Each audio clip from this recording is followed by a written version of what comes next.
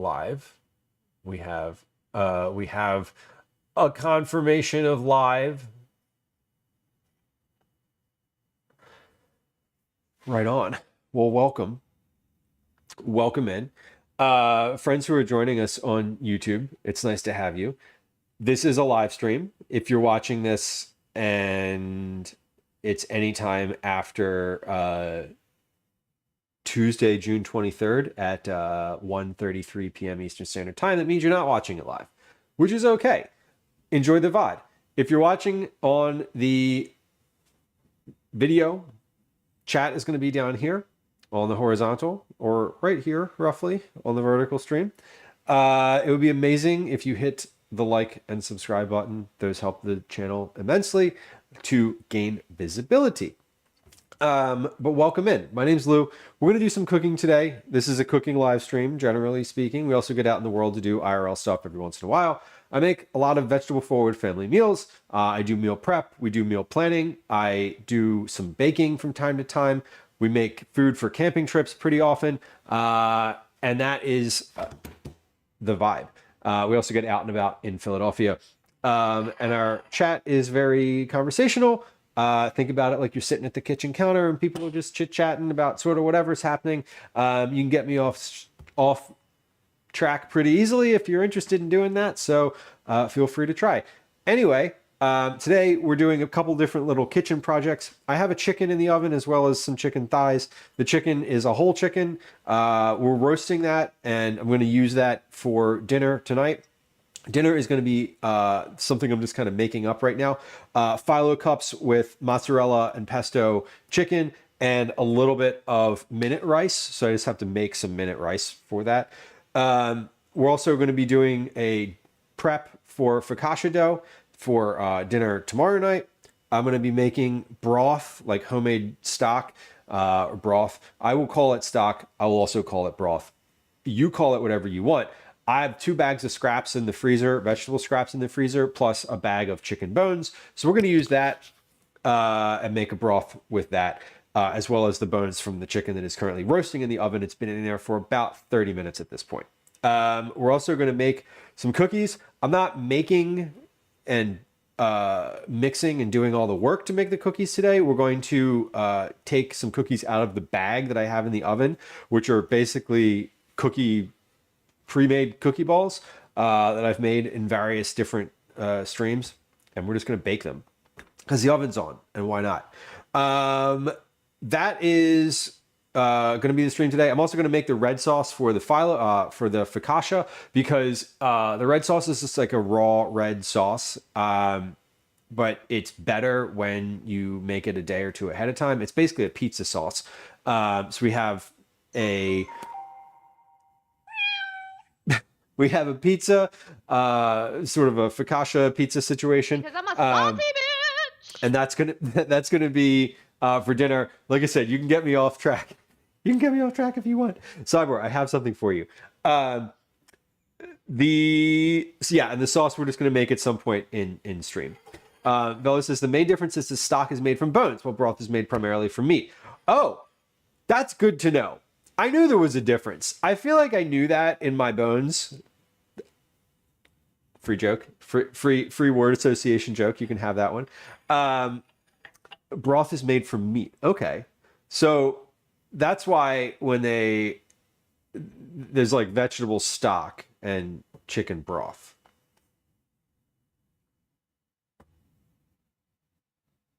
Doesn't really matter. I use them interchangeably. Right. I put both in there. The bones have some meat on them. Cyber, thank you for your tier 1 resub. 28 months. We appreciate that. Cyber, I have something for you. Do you watch what happens in chat? Are you ready? Are you ready for it? Here it goes. It's coming into chat right now.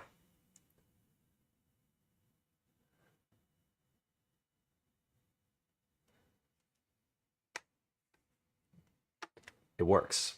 It doesn't work the way that I want it to, specifically, and like there's a lot of data that's going on in there, but it works.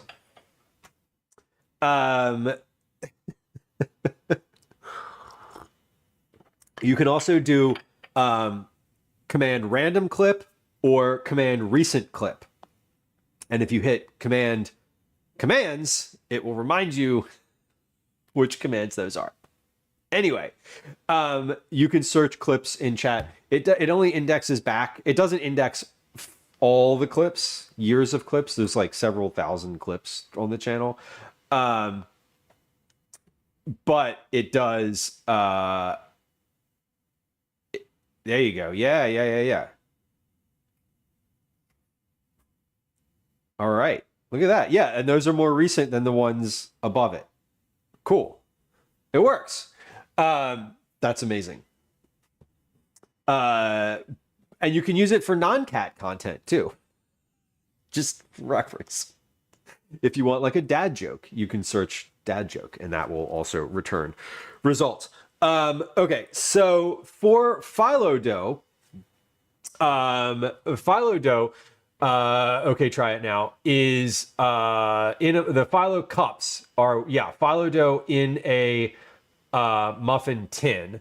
So yeah, basically I'm going to take a couple layers of Phyllo dough, put them in a muffin tin, and like fill them with stuff.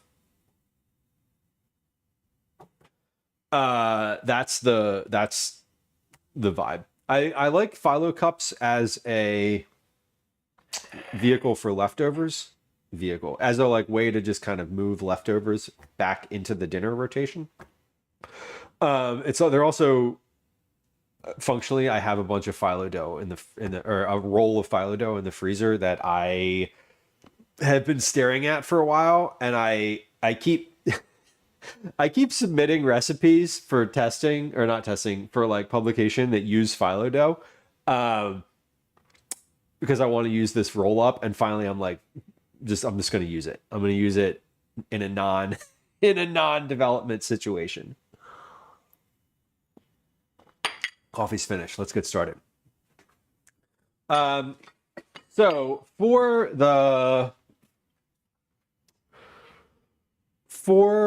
the stock, I need to wait until my oven is, or my chicken is finished in the oven.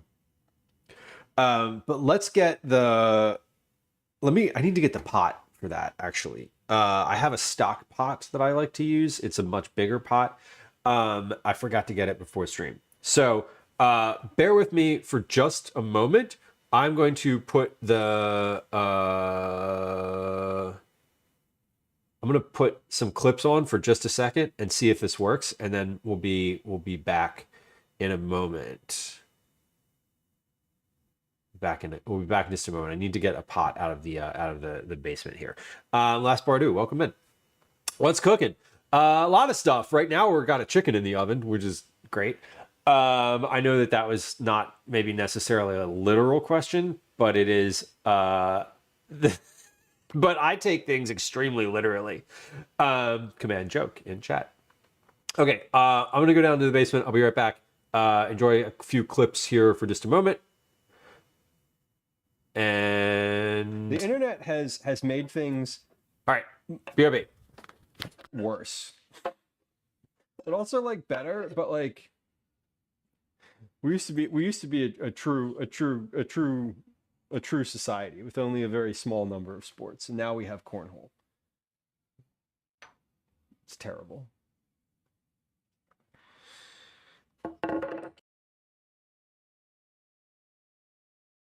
Chop down any trees today. Oh, you know it. What was that? What was that? It's my lumberjack stance. Did I do okay? Is it passing? Do I pass? I'm doing two versions of this today.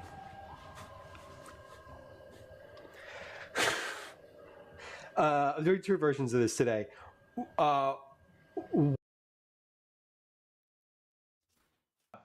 Okay, let's get. Oh man, we're gonna start. I do have to start doing something. I have to start doing something. This is facts. Okay, so we're gonna do these rolls first. So Dear Lord, I'm using this this is an recipe. old clip. It was from I don't know, Sally's baking addiction. When you I'm Google wearing the dinner same rolls, hat. it's the #1 result. As right now. I'd put zero thought In this into clip. Actually, no, I read the one from King Arthur baking. Oh my God. And the clip says whole chicken. Not only am I wearing the same hat, I'm doing the same thing. Fuck.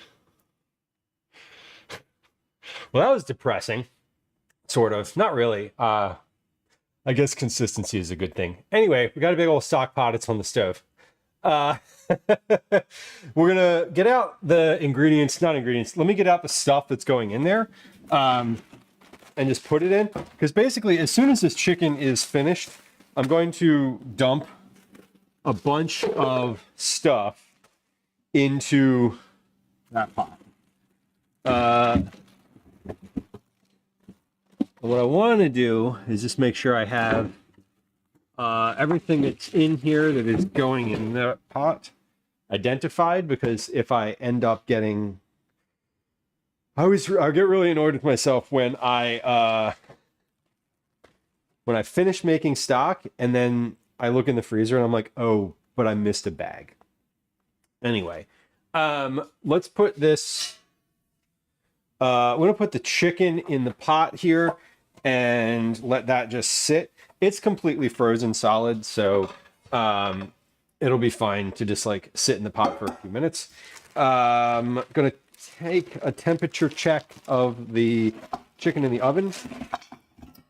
Now this plastic bag has a nice like hole right all the way up into the seam.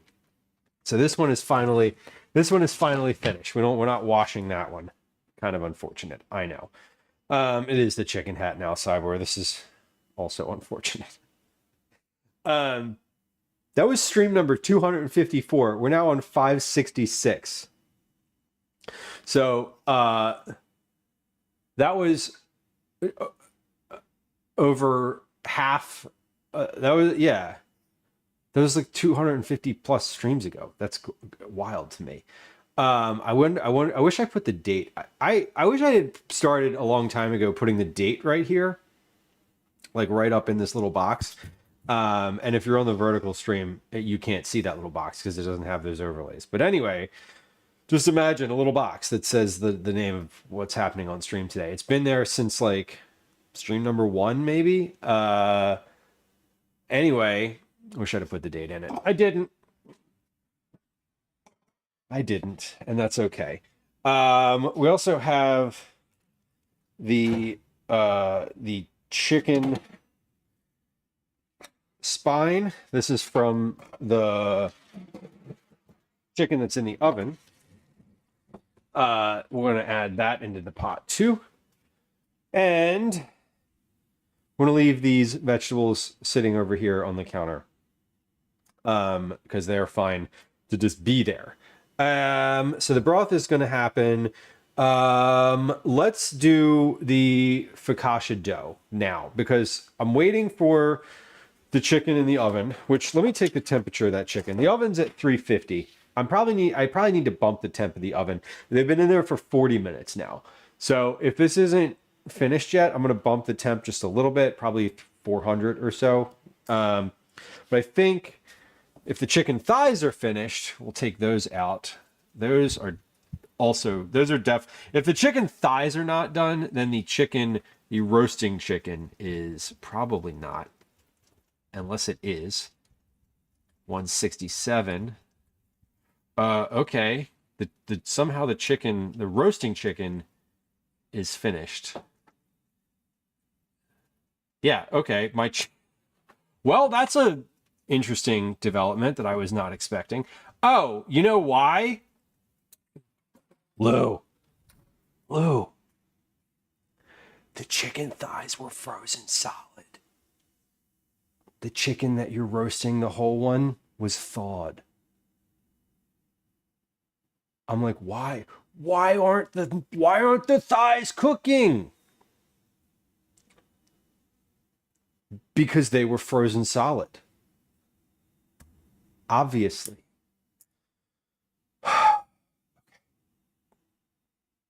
We got this. Good. Well, the chicken, the big one, the one that I'm using for stream today is finished. So let's get that out. I'm going to put that on the counter. I'm going to do two things with it. I'm going to move that and just put it over on the counter behind me to cool down a little bit. I'm not going to put it over here because if I put it over on this side of the counter, the cats will jump up and get it. And there are cats lurking around. I think there's probably one on the chair. Yeah, there's one on the chair right here. I don't know which one. Which one is on the chair? I just saw a tail. Elsie's on the chair. Elsie's on the chair.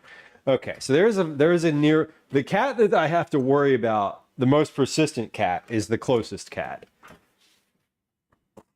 Ash is the one who is the most daring. Ash will jump up and just go for it right away. Elsie will continue to try to get to it over and over, but slowly. So fun differences between the two for sure. Let's get a little cup here. I want to pour any of this grease off of the tray. So my whole chicken is finished. My chicken thighs are coming along. We're gonna take. I'm gonna use this spider strainer for my broth, so I might as well use it right now. I'm gonna pour the fat off of this tray and into a cup because I'll use this fat for croutons or something else.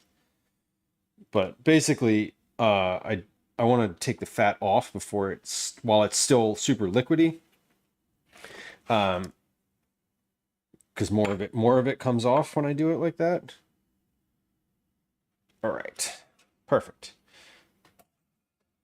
So we'll just put that strainer right there. This and go over on the counter, and then I'm gonna leave this chicken on the counter here behind me to cool down to room temperature, or at least down to the point where I can take the bones out of it while I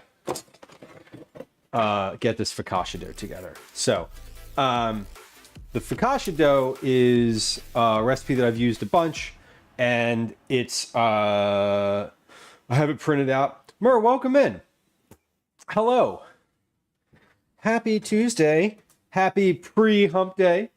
Nice to have you. Brooks, hello. Welcome. Friends who just joined us, followers are anonymous, so if you're a lurker and if you're a lurker and you're leaving, please feel free to hit the follow button. And there's no alerts or sounds. Welcome in. Sophia, thank you for the shout out. Today was a co-working day. We love a co-working day. I saw you cooking, I think it was over the weekend. Maybe it was Friday. I've been lurking more on Twitch, which is really satisfying. I've just been on the computer more recently. That's kind of what happens in the summer. Somehow I'm like more online during the summer when Calvin's like at camp.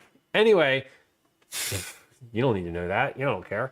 Welcome in, friends who joined us from the Murbreaks co-working and studying extravaganza today. It's nice to have you. My name's Lou. This is a food and drink stream. We do mostly cooking here. I am a home cook and recipe developer. I'm a parent, live in Philadelphia. My pronouns are he, they, and I'm happy that you all joined us. We do a lot of cooking, mostly vegetable forward family meals. We do some recipe development, baking, meal prep. We make cookies pretty regularly. We do a lot of use it up on the stream, which is what we're doing today, and pretty conversational. So if you are inclined to chat, please feel free. If you're inclined to lurk, please feel free. That is also welcomed. If you like social media, there's some links to other social medias in chat, and away we go. I hope you got all your work done today. If you were working alongside Mur, I hope that you were as productive as you wanted to be. What kind of camps does he go to? Lots of different ones. There's an outdoor focused one. There's a rock climbing one. There's a rec center one. What is the other one? I'm missing one. There's a cooking one. So we're doing a bunch of different ones. In years prior, he's done basically the same camp all summer. Last year, he started wanting to do more more like different experiences, and now we are continuing that into this summer. So thaw overnight in the refrigerator or for at least 3 hours at room temperature. You gotta 3 hours? Get the fuck out of here. We're not doing that with 3 hours, but I will leave this on the counter. I should have put this out earlier. It's fine. Bring Phyllo to room temperature. Prepare recipe ingredients. Before opening, unroll sheets onto a smooth, dry surface. Okay, well, cool. We'll pretend like that was out for an hour or two already. And then when it flakes and pulls apart when I'm trying to use it, I will curse a bunch and be annoyed at myself, mainly, but also at the Phyllo dough. Okay, we are making a bunch of different things today. We have chicken thighs in the oven. I have a whole roasted chicken right here on the counter behind me. I have some broth that we're going to get started. Some stock, that we're going to do in this big stock pot behind me, from some freezer scraps. We have two big gallon bags of freezer scraps right here. Before we do that, though, we need to prep some focaccia dough because I just pulled this chicken out of the oven. I'm going to use the bones from that for the stock, so I need to let this cool off to the point where it doesn't like burn my fingers. So we're going to do focaccia dough now. I'm going to grab the recipe for that. It's over here somewhere. I don't remember. I never remember. I've made this recipe a bunch of times. But if you were to do a quick little internet search, you would search the term the best, easiest focaccia dough, and you would come up with a recipe from, I believe, Alexandra Stafford, whose focaccia dough recipe I've been using for a long time. Best, easiest focaccia bread. The best, easiest focaccia bread recipe by Alexandra Stafford. This is the one. We've used this on stream. Anytime I've ever made focaccia on stream, it has been from this recipe. So if this looks familiar to you, that's why. Total time, 18 hours. Cool. Well, we're not eating this today, so that's good. Plan ahead. Yup. While you certainly could make this more quickly, turns out especially well if you mix the dough the day before. The second rise takes 2 to 4 hours. If you need to make the focaccia tonight, let the mixed dough rise about 1.5 to 2 hours. We don't need to do that tonight because tonight we're having Phyllo cups. Use a digital scale. You do not need to convince me of that. I'm going to use a digital scale even if it doesn't say to. Instant yeast. Okay. Let's get into this. Make the dough. In a large bowl, whisk together the flour, salt, and instant yeast. Add the water. Using a rubber spatula, mix until the liquid is absorbed. Rub the surface of the dough lightly with olive oil. Cover the bowl and place in the refrigerator. Like, this could literally not be easier. So I need 2 cups of lukewarm water.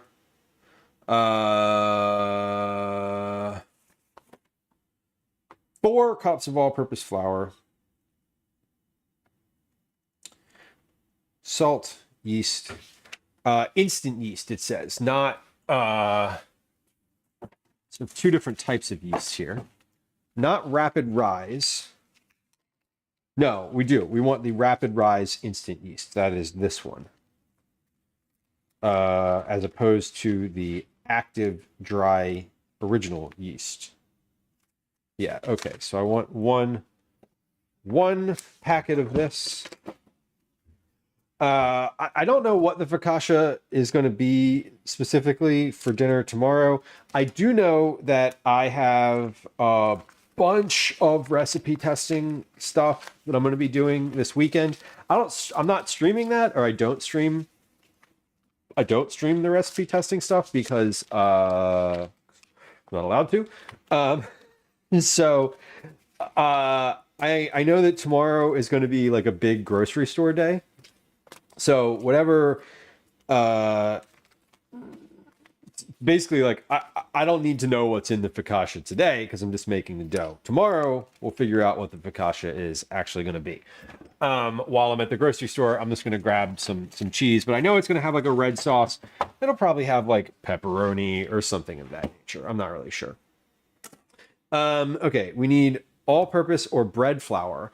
I don't think I say I don't think as if I am uncertain about this. I do not have bread flour.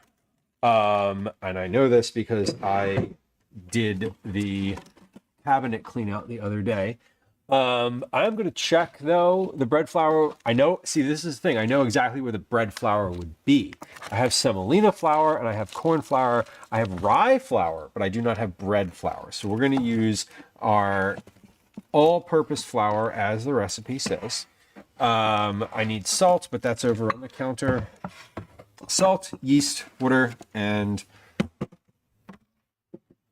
flour. I need boiling water, so let's plug my kettle in and turn that on. I need lukewarm, not boiling. Lukewarm water, but it says to combine boiling water with lukewarm or with regular temp. So we're going to boil some of this, and then I will do as the recipe says and combine with the regular. Okay. And away we go. Beautiful. So we need bread flour, salt, and instant yeast mixed together. So let's do that first. Hold on. Is this... I'm waiting for the FedEx truck to pull up today. We have dog food getting delivered.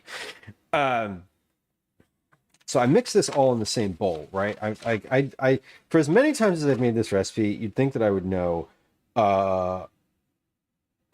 more specifically. Okay, yeah, it's all in a large bowl.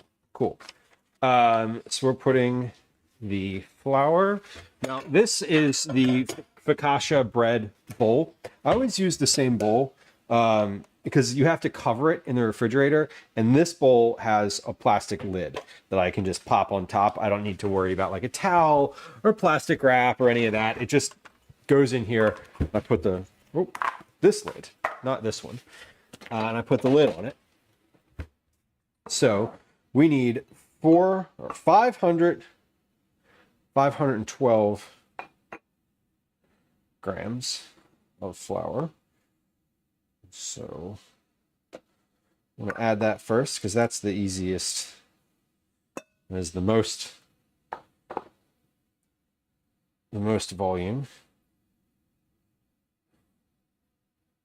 Oh, that's too much. 490, 5, 7, 8, 9, 10, 11, 12, 13, 14. Oh no, that's too much.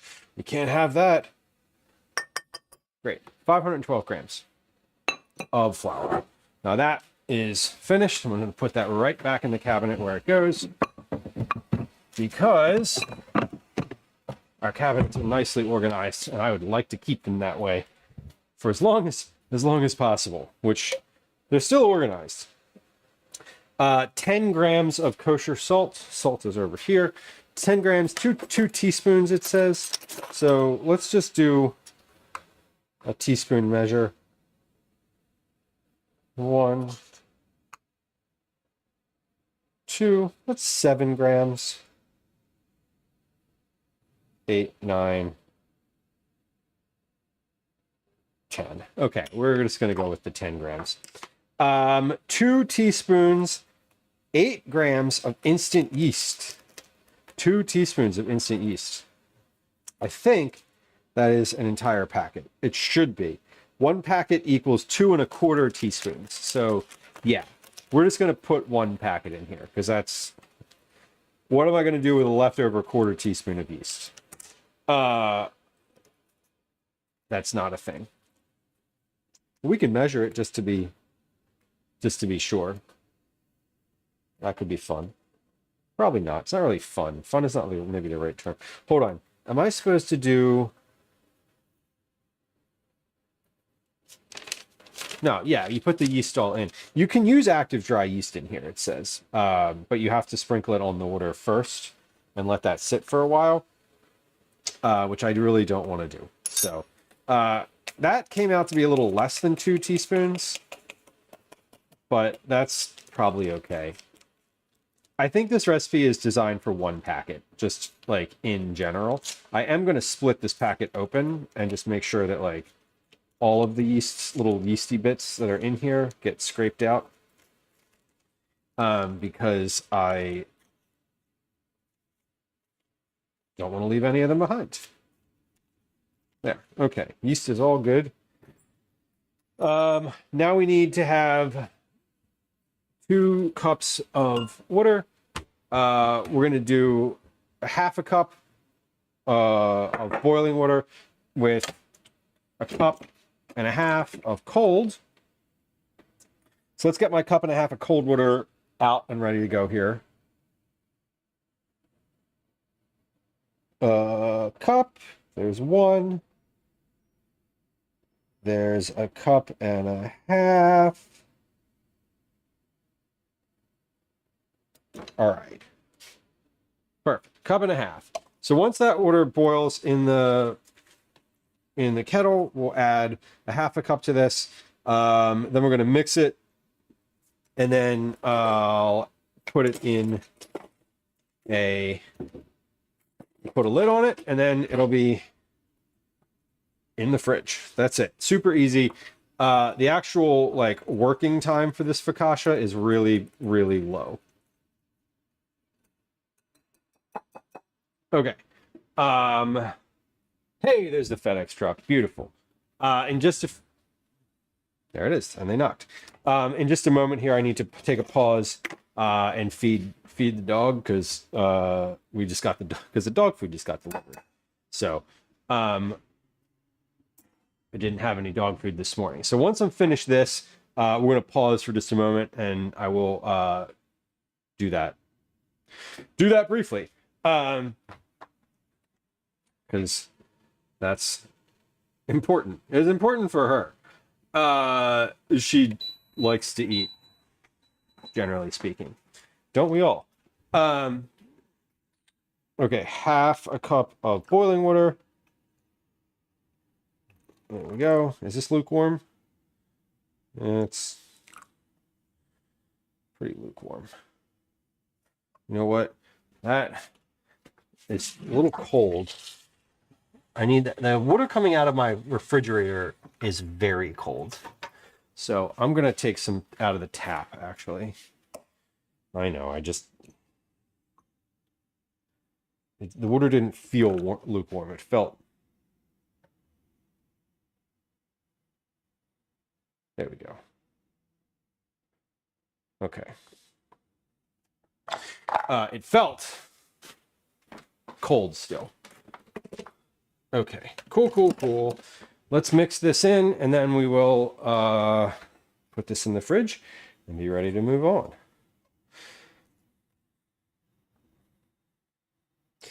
Add the water. Using a rubber spatula, mix until the liquid is absorbed and the ingredients form a sticky dough ball.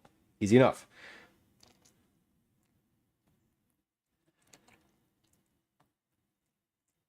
So we're going to mix this in. I'm kind of mixing as I pour to get it all nice and even. And then this is all just going to get, I'm basically just stirring it with the spatula. And we will, whoop. Ash is here. We have a cat on the counter. You can't see him. He's right on the other side of this little flower thing here. What are you doing, bud? What do you want? There's nothing for you up here. You looking for chicken? He's definitely looking for chicken. All the cats are close by because chicken is happening today. Okay, this is coming together. So we're just getting the dry spots out. I think I might need to add just a little bit more water to this. Amy, welcome in. I think I just need like a little slight bit more. This is feeling a little drier than usual, and the dry spots are not getting not dry. The dry spots are remaining dry when I'm stirring them. There we go. That's just a little better. That was perfect. I just needed like an extra tablespoon in there. Something like that. Whatever it was I just poured in was the right amount. Okay. So let's just check. This is also why I like a glass bowl for dough, because I can look and see, do I have any dry spots? I do. The dry spots in the center of the thing will not remain dry, but the ones that are on the outside sometimes stay that way. Okay, so this is ready to go. I have a big bowl of focaccia dough.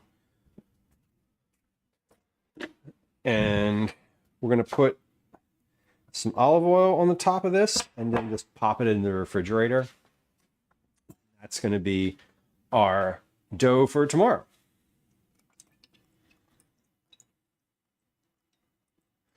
So a lot of olive oil. The goal in covering this, you're supposed to use plastic wrap or a damp paper towel or a damp kitchen towel. It says here, note, it is important the dough really be slicked with olive oil, especially if using a cloth bowl cover or tea towel, as opposed to plastic wrap or a hard lid. If you're using a tea towel, I'm not. But if you are, consider securing it with a rubber band. So this is very slicked with olive oil. We are good, and we'll pop that in the fridge just like it is. Now let's take a little note here. This is one of the things that I love about a glass bowl too, is you can just put a little like mark on here where the dough started, and you can see like kind of how much everything rose. I'm gonna drop that down. Okay, so the dough started right about the 4-cup mark. So we have a little piece of tape on here. And you can see this is right about where we are. So we're gonna pop that in the fridge. By the end of stream, this will be bigger. This will be a bit more volume on this thing. Okay, but I gotta find a place in the fridge to put this. I guess I'll just put this up on the shelf. Why not? Why wouldn't you just put it on the shelf? Okay, we are, we have that dough. So we're at a good like inflection point here. I need to run downstairs, which will only take a moment to get the dog food off of my front step, and then I'm gonna feed the dog. So just give me a moment here and we will do that. Have a good Father's Day, Bakery. I did. Thank you. I'm glad to hear you're well. Adulting at home. It feels familiar. What did I do for Father's Day? I avoided interacting with my family. I spent most of it up in the room where I have like a little desk situation. I was just like kind of heads down on a bunch of different like stuff. I was updating some stream stuff. I was doing some things for life admin. I went to get a manicure, but the salon that I go to was closed, which was really sad. And Gwen was like, "Oh, why don't you go somewhere else?" And I was like, "Because that's a lot, and I don't want to do that." It was more decision making than I wanted to do to like go somewhere different, so I didn't. But that was fun. I had a pretty good Father's Day. So up the mosquito population. Yeah, that definitely is a thing this time of year. The click me bell has rung. If you would like to click the channel point reward, please feel free. It adds up to Cookie Club entries. All right, we're going to let me go grab that box. I was going to run an ad during that time, but I don't really feel like it, if I'm being honest. So I'm not. But let me grab that box off the front step, and so I can feed the dog, because she is interested in eating today. Okay. Yay, dog food. I hope this is dog. I feel like it is. You never know when you get a Chewy box. It could be anything. It could be kitten formula. It could be dog food. It could be fucking cat toys. Who knows? Is it dog food? It is. I think. It is.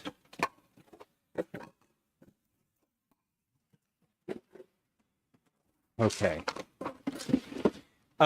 This also means that I bet you my chicken thighs are finished in here. Just going out on a limb and guessing. Let's because these are also for the dog. So let me take the temp here. Just to make sure. Yep, they're done. You know what's great about chicken thighs? You can just leave them in the oven until you can leave them in the oven until you're ready to take them out, and they will still be fine. Okay, I'm gonna take a piece of one of these and like shred this up also to mix in with this food. So let's do that. I'm gonna shred that first because it's hot. It just came out of the oven. I'm not gonna I'm not gonna feed it to her immediately. That would be really mean. But it'll cool down real quick when I shred it. Now this is unseasoned, unoiled, nothing, just not.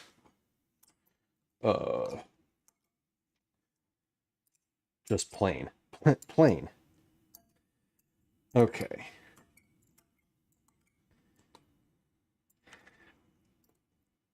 What else do we have to do on stream today? So once I've finished with this and finished getting a little bowl together for her, I will we're going to turn our attention to getting the broth on the stove, because what I need to do is take the meat off of the bones for that chicken that's behind me on the counter.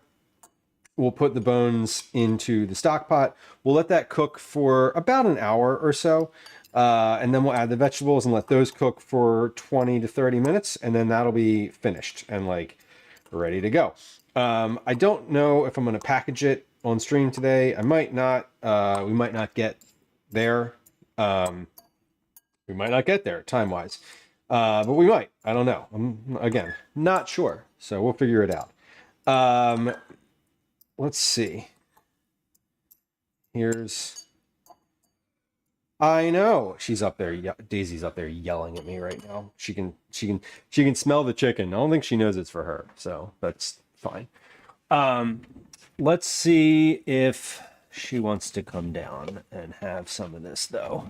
She's already starting to make her way down the steps because cooked chicken is always a draw. All right, this is good. We're gonna mix some of this in with the food situation too. Okay.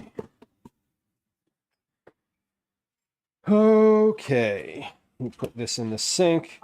Now this is also a little bit of chicken fat, so I can put this in the same cup from my roasted chicken. Beautiful. And then that will be I'll be going in the fridge here momentarily. Okay, is this still hot? No, it's not even hot. It's barely hot to the touch anymore. It's barely warm to the touch. Okay. Let me get, where did her bowl go? I've got her bowl. There it is. Sorry, I'm talking to myself.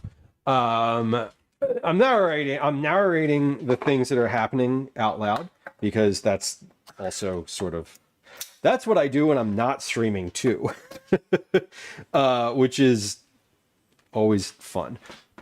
I don't talk to myself as much when I'm not streaming, but I definitely talk to myself. Okay. Do y'all want to see Daisy's here? I'm going to give her a piece of chicken. Would you like to see her have a piece of chicken, plain chicken? Elsie is also here and is not going to get any plain chicken. No, she is not. I know. I hear you. We hear you. Come here. Elsie, you're not getting any plain chicken. You're not getting any dog food either. Okay. Let's see. Is this camera going to work? Is this camera going to work? Maybe. Let's see if it's on. Explorer, welcome. It is going to work. Look at that. Okay. Here's Daisy. Daisy, come over here. There you go. All right, come here. Here. Piece of chicken. Good girl. All right. She's enjoying some chicken here. Oh, good catch. I don't want to make you jump. Jeez, look at those eyes. Look at those eyes. I know. Lady Lyra, hello. Okay. You want me to mix the rest in with your food, or you want to have it here? There you go. Good girl. No, that's just my hand. Okay. All right. Good job.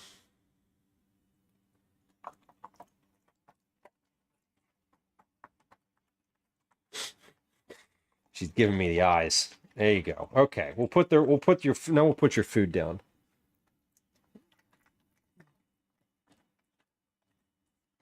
Good girl. Okay. You want to come eat now? Actual eat? Come on. There you go. Go ahead. All right. Daisy's been taken care of. All right. Explorer, enjoy your cooking. What are you I know you said you're lurking. What are you cooking? Anything exciting? Is this just like maintenance?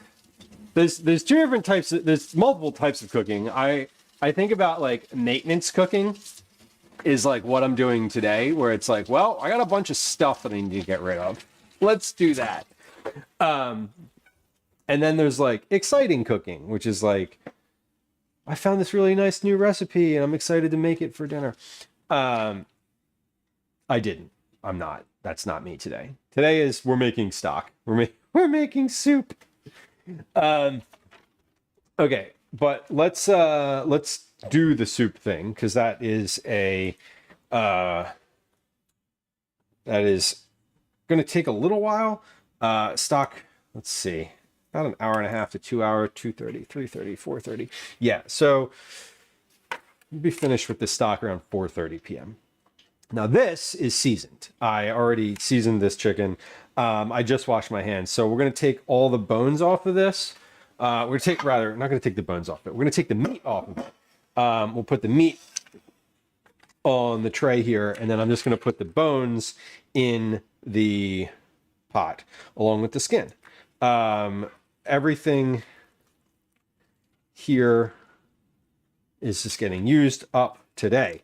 So I forgot that I had this chicken in the oven. No, sorry. I forgot that I had this chicken in the freezer. This was a whole chicken. I got this. When did I get this? I don't even know. It's been in the bottom of the freezer for a while. I keep seeing it in there and being like, oh, I need to do something with that. I need to do something with that. And I just haven't. And so today was the day where I was like, you know what? We're using this chicken. We got to do something with it. what are we going to do with it? And stock was on the agenda. So like, let's roast it and then we'll make stock with the bones. And then with the meat is what I'm going to put. I'm going to put some of the meat into these Phyllo cups. So this is sort of something I don't have a recipe for, or even any like specific idea of the volumes of anything. We're just kind of making it up. Basically just taking this roll of Phyllo dough that I have out to your right, my left on the counter, and getting that prepped and into like some muffin cup tins, a muffin tin. And then I'm just going to fill each of those with a very little bit of rice and chicken, mozzarella, and pesto. I'm going to mix all of that stuff together first, and then just sort of spoon a bit of it into each Phyllo cup. I don't even know how many I'm going to be able to make, honestly, because I have one roll of Phyllo dough. I don't know how many sheets are in a roll, and I don't know. So dinner might be the Phyllo cups plus something else. But I will know that when I am finished allocating the Phyllo dough into the cups. So we'll get to that later. That's going to be one of the last things on stream today. I'm going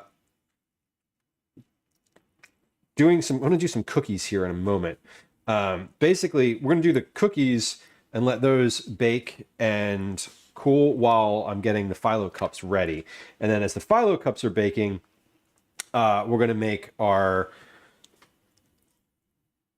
sauce for the focaccia bread for later, tomorrow. I don't know if the focaccia, I think the focaccia is going to be for tomorrow, but I don't know what the fillings are, but I do know it's going to have a red sauce on it.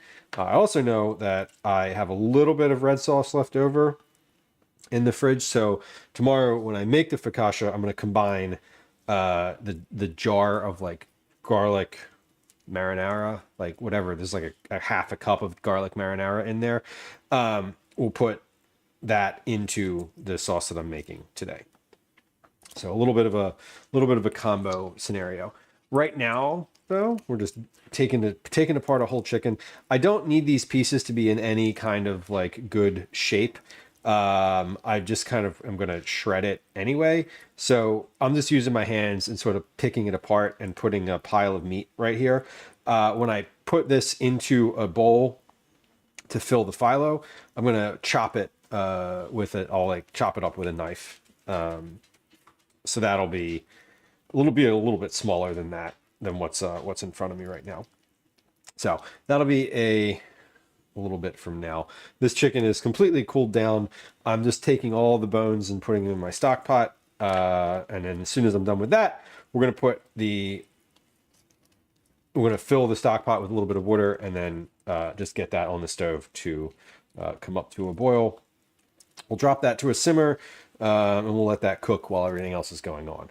The stock, I imagine, again, I think I said this earlier, but I'm probably not going to do anything else with the stock once it's on the stove on stream today. I'll probably portion that out into containers after dinner, after we eat dinner tonight. So we're going to finish stream today by 5:30 p.m. That is a relatively hard cutoff for me because I'm taking Calvin to karate. So 5:30, 5:40, I think at the latest.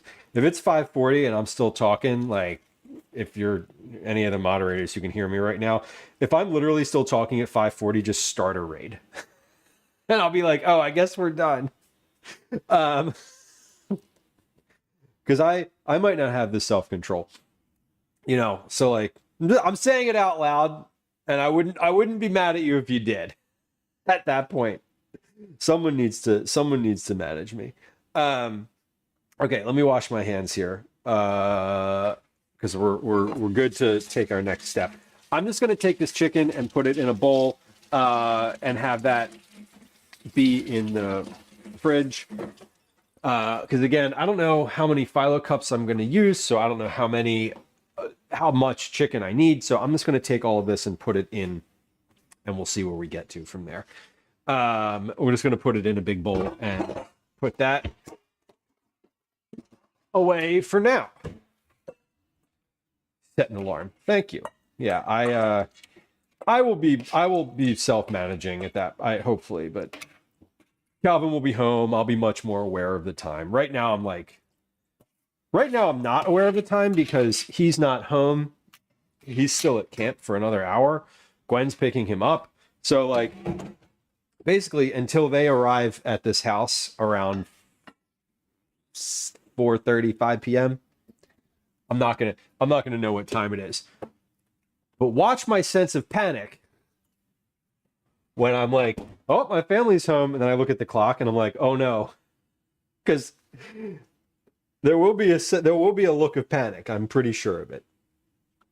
Or not, or there won't be. I don't know. We'll see. We'll see. Let's get this on the stove. I'm gonna fill this with some tap water, just up to the part where there is the chicken is floating a little bit. I also want to put some herbs and spices in here to start. I have some bay leaves, so we're gonna pop, I don't know, how many is that? It's like 2.5 total bay leaves. I want to pop those in there. We'll put a little bit of salt and some peppercorns. I'm going to put some dried, some of the dried rosemary, dried parsley, whatever dried herbs I have in there, specifically dried rosemary and thyme, because I get really annoyed at rosemary and thyme, those bitches, because when you rehydrate, because they're just like, eating dried rosemary is like eating pine needles. Like, it is annoying, and in this context it's going to get filtered out, so I don't mind. I mean, the flavor's fine, but then you're just like, oh, I'm literally just eating pine needles. I could put them through my spice grinder, but I don't, and then I just don't use them. So we're using them today because I don't have any fresh herbs. Okay, so this is coming together. I don't know how much liquid I just put in there because it's because I didn't measure it. But again, this is just a like freezer stock. I'm gonna put this on my heavy burner, my quick boil burner, to get this up to temperature.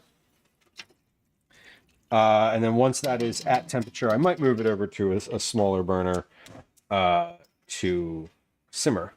But let's turn that all the way up. I'm also going to add a little bit of salt to this. I'm not using kosher. I'm going to use some of this regular like table salt. And not a ton. I'm just going to put a little bit in there to start, and we'll season it further as we get further into the process. While I'm at it, let's add some dried oregano to this as well. And I put pepper. Okay. So there's that rosemary. So we started the stock.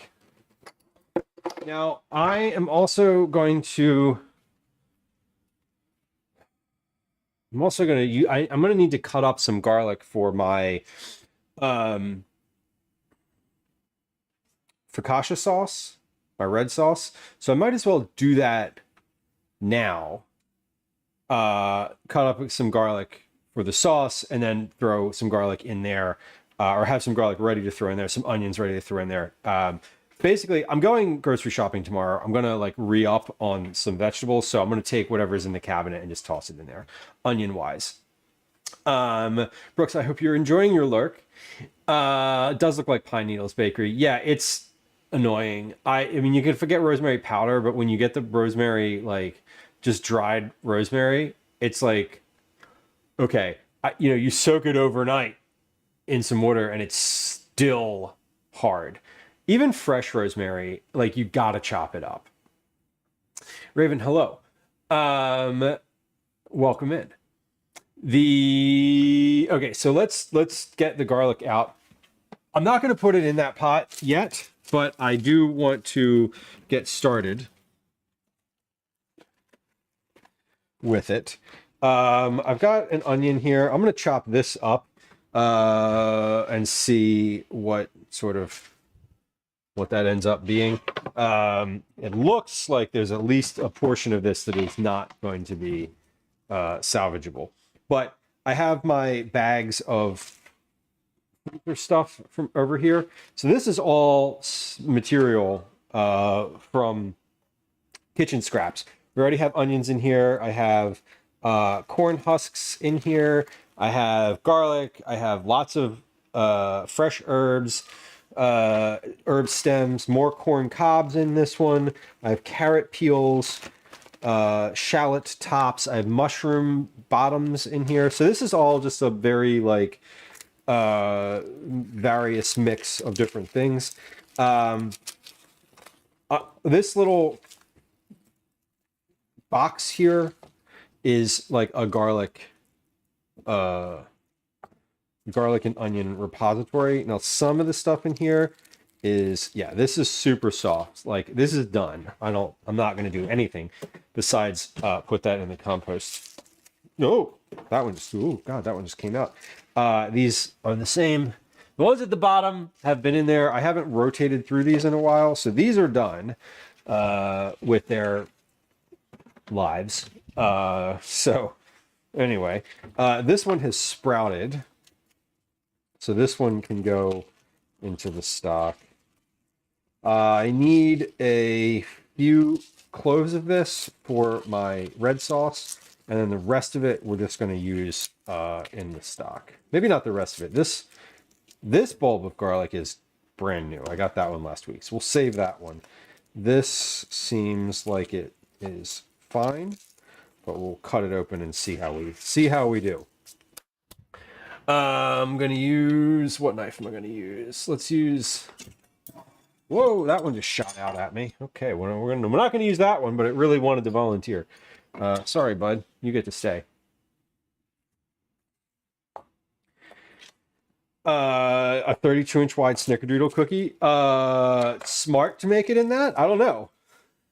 I don't know if smart's the right word. I think it might be difficult to make it in that. It might be difficult to manage in there after the fact.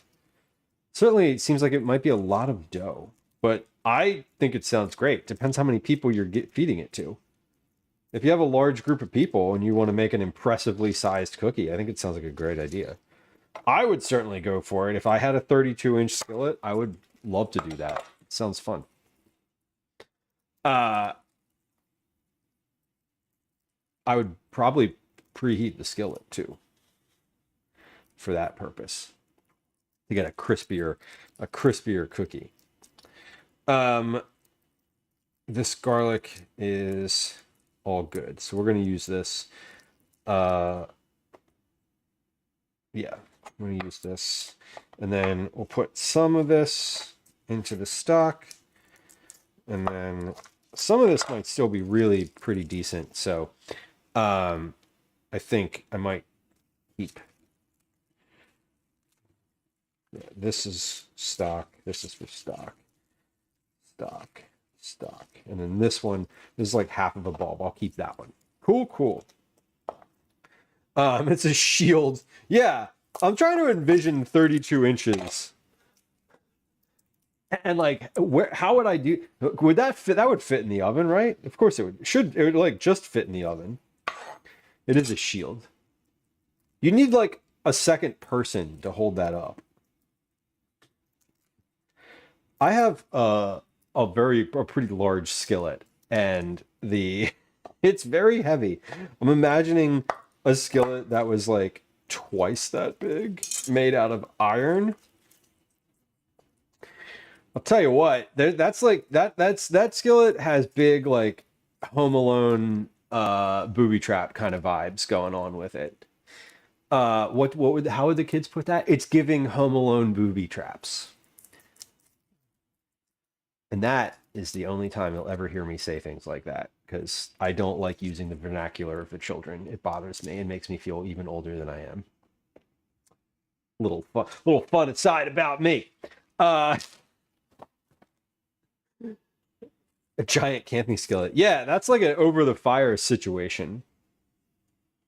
That's super cool. Listen, if I had the option to buy a 32-inch skillet, I probably would. I don't see why I wouldn't.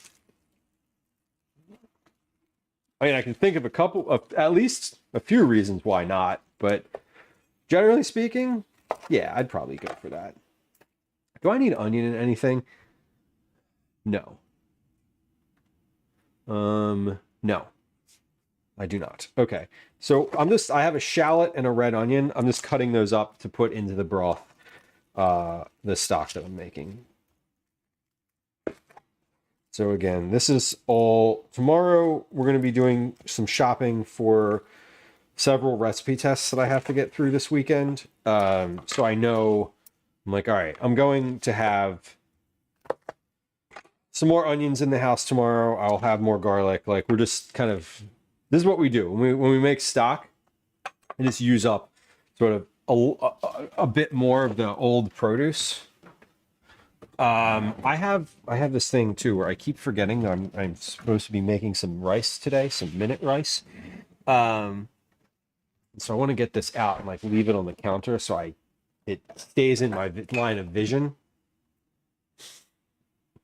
Because I keep forgetting it, and it is a thing that I don't want to keep forgetting. I want to make sure I do it. One's for meat and one's for baking. That makes sense. Yeah, I don't know what I would do with a skillet that size, but I know that I know what I would do with it most of the time would be to have it sit on a shelf in the basement. But I would use it. That's the type of thing that I would plan like a whole camping trip around. I don't mean like a trip to like take it for a field trip. I mean like if I was going with a big group, right? Like the last time I went camping, we went with 19 people. And I would take it on a trip like that and be like, all right, I'm making food that works in this skillet. Like that's what's happening on this trip. And then I would just cook everything over the fire. Imagine having to like flip something in that skillet. I don't think that would be possible. It would be good for like jambalaya or paella or something like that. Well, it's good luck with the tomato plants. It's always really anxiety inducing when you have to like repot things. The repotting aspect of gardening is like it is like a nervous experience for sure. Yeah, Velas, that's my thought. It's like, you know, the last time we went camping, I took this pot with me and I made the soup in that, like over the fire. I didn't make the soup. Let me rephrase that. I made the soup in that pot on the stream, and then I put this pot on the grill grate over the fire and reheated it because that is the largest pot that I have. And if I had a cast iron pan that was that large, I would plan to use it, you know?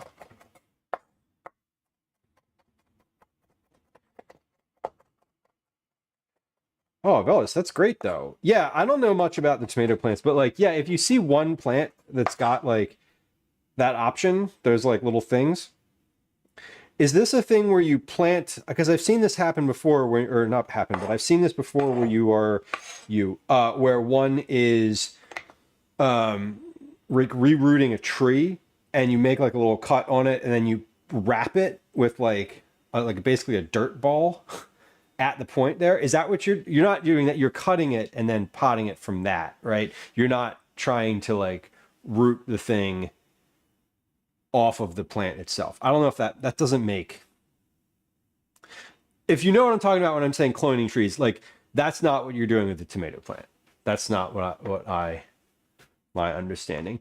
Would you like for me to find one for sale? No, I think I'm good. I feel like that's Raven. That's the type of thing that I would stumble across when I was camping somewhere in some like thrift store. Like that's a thing that I. Speaking of that, yeah, that's a thing that I would find at like a store in somewhere in like way out in the world. Baker, you tried Chicken Florentine for the first time. Beautiful. What was the occasion? Just like trying it? Did you make it or did you get it out somewhere?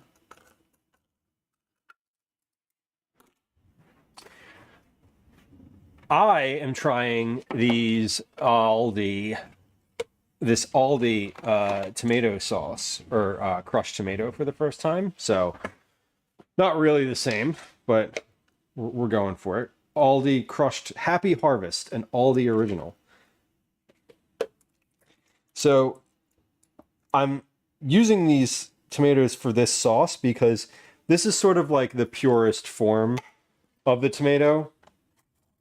Is like a pizza sauce because I don't cook the pizza sauce. I'm just combining it with some garlic and salt and olive oil. So basically, if this sauce is any good in this format, I would probably use it for other things because it's really cheap. But all the products in general have been I've been very happy with them. Not sponsored, but just not sponsored, but like ever since I had started having the opportunity to go to an Aldi for shopping, because there's one in Philly now, I'm having some good experiences with them.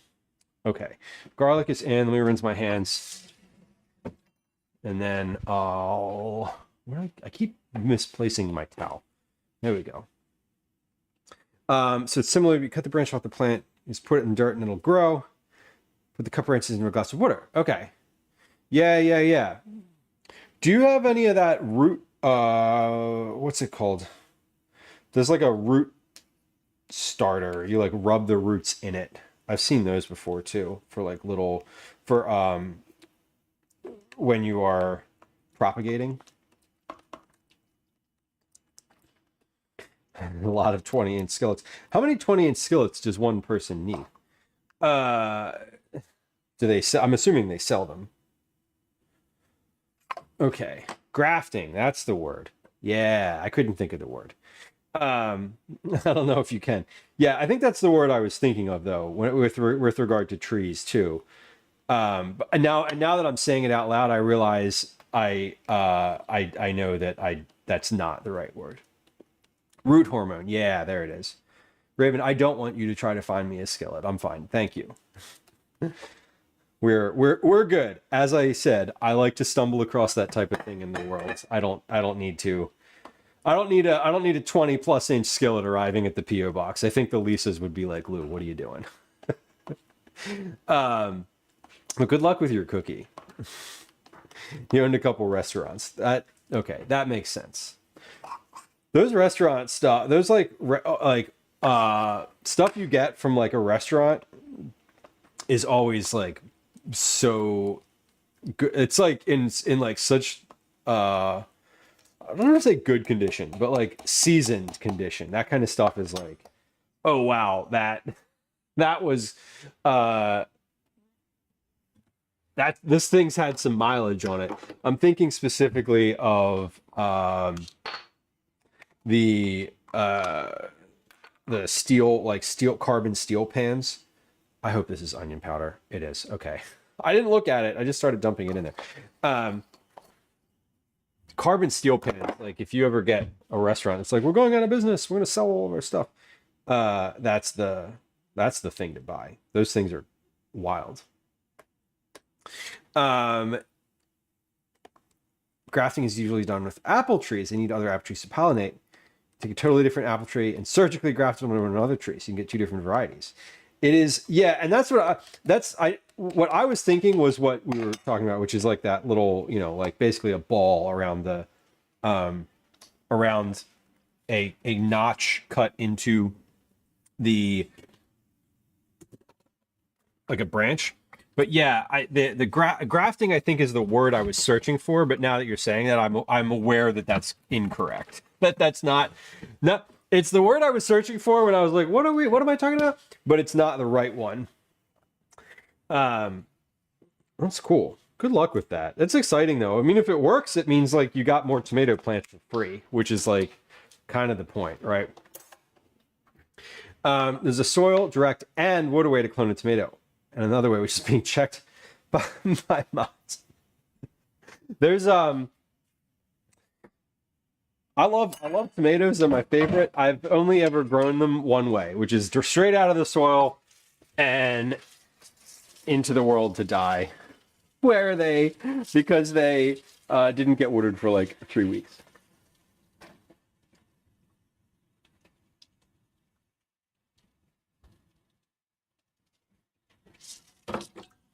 Right, that's a lot of cast iron pans. Dan, welcome in. Hello. Sea Films, welcome in. Hello. There's a not so nice word in there. I mean, if it's about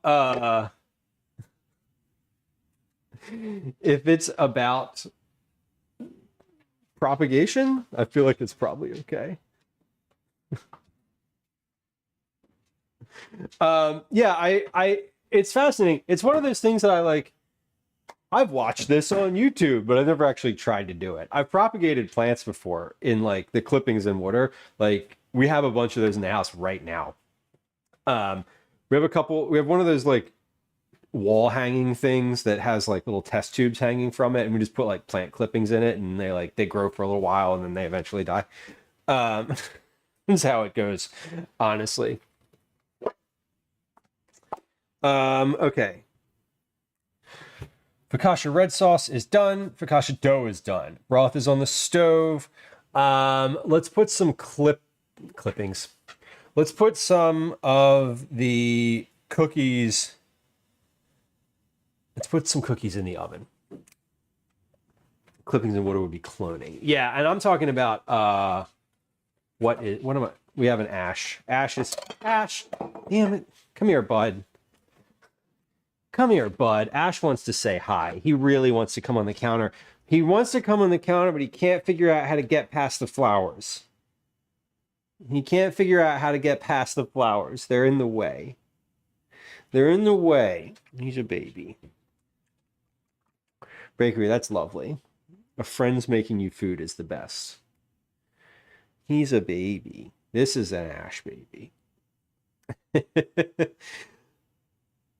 Plus, I'm curious about the tomato plants. I love stuff like that. Ash is just over a year old. So Ash celebrated his first birthday in April. He and all three of the main cats they're triplets, so they're all the exact same age. We have 1, 2, 3, 4, 5 foster cats right now. There are 3 triplet tabbies that are all doing very well. And then we have Pluto and Saturn, who are also doing very well. The triplet tabbies are almost on solid foods. Off the bottle. As soon as they're off the bottle, that's when they get easier. Pluto and Saturn are scheduled to get spayed and neutered soon, and then they will be adoptable. And then the tabbies won't be too far behind that. But this is Ash, and he really wants attention right now. This is really what he wants. He just wants to be held like this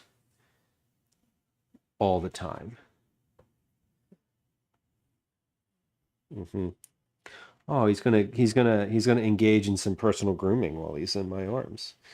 That is a very secure, comfortable cat. Yeah. Oh, hold on. We have We have something else going on in the room. Bakery, all of the names for the cats come from their colors.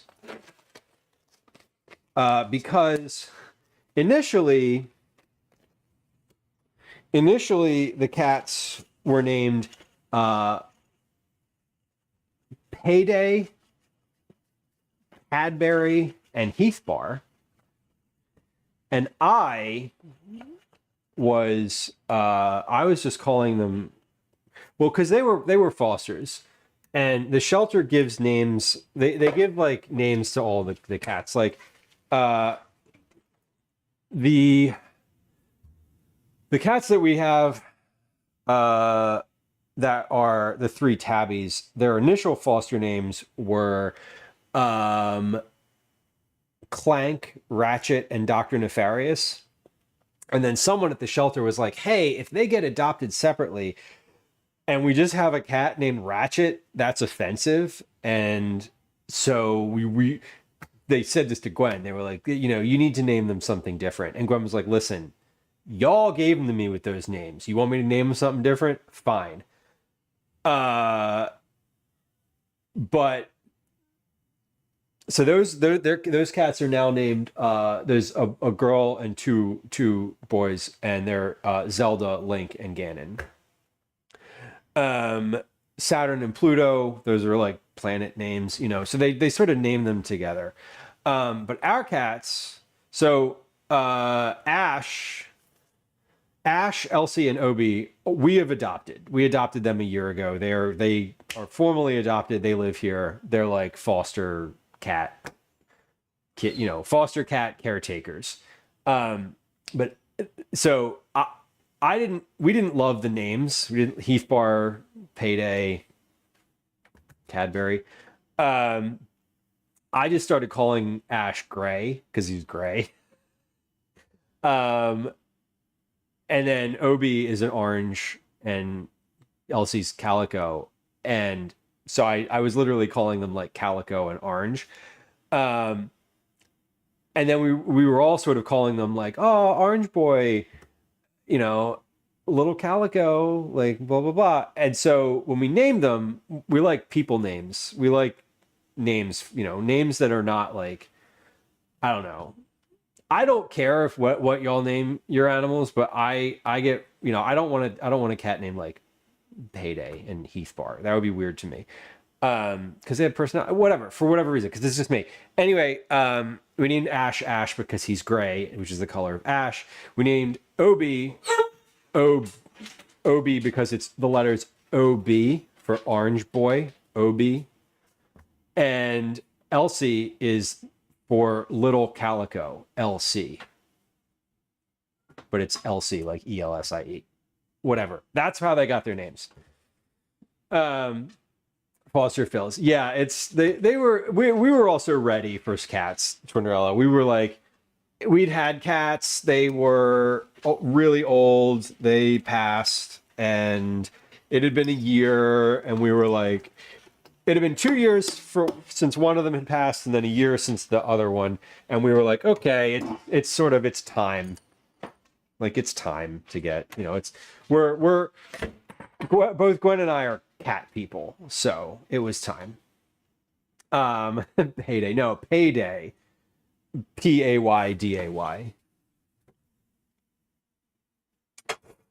Like the candy bar, Heathbar, Payday, and then Cadbury. Yeah, and Twinderella, see, here's the thing. I get upset. Jasper's such a cute name. That's exactly the type of name. Yeah, like that's like a Jasper. Like, oh, that's Jasper. You know, and then they're like, yeah, that's a Jasper. You know, like Obi is an Obi. I can't imagine it being something else. But they definitely get, you know, they get their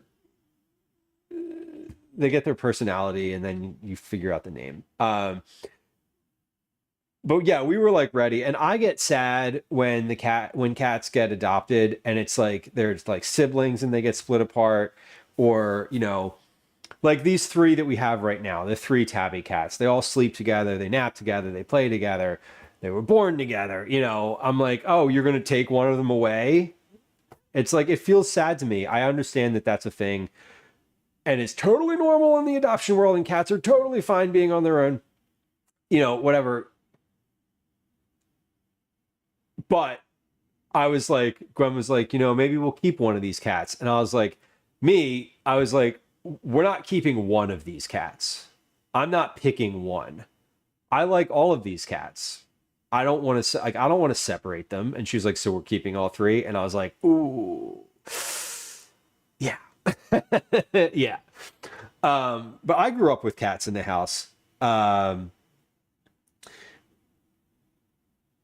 And there's only been like a very narrow window of time in my 41 years of life where there has not been a cat living in my house. So you got littermates hoping for besties. Now they fight like teenage brother and sister. That's true. But that's the thing with the cats. When you get them and they fight with each other, then they don't bite you. If you have an only cat, from a kitten up to an adult cat, like they need that. They need to like fight. They need to like, they need to run around and like bicker, because then they don't take that energy out on your arm and your hands. You know what I mean? Big BB. That's cute. That's a good name for a cat. Yeah, and that's the thing. Quilpy, welcome in. Hello. Happy carry the one Tuesday. Happy Tuesday. I was lurking. When was I lurking in your stream? I was lurking in your stream this weekend. I lurk somewhat regularly. Like whenever I'm like online, you have I feel like you're streaming frequently when I'm just like doing like head down computer stuff. Okay. Oh, we're simmering. All right, let's set a timer for this. I want this to simmer for, let's give this another like 30 minutes to simmer with just the chicken bones. And then we'll put the vegetables in and do that for 30 minutes. And then this will be pretty much ready to go. We love a lurker. Yeah, I always feel so bad because I'm like, I always want to just be like, hello. And then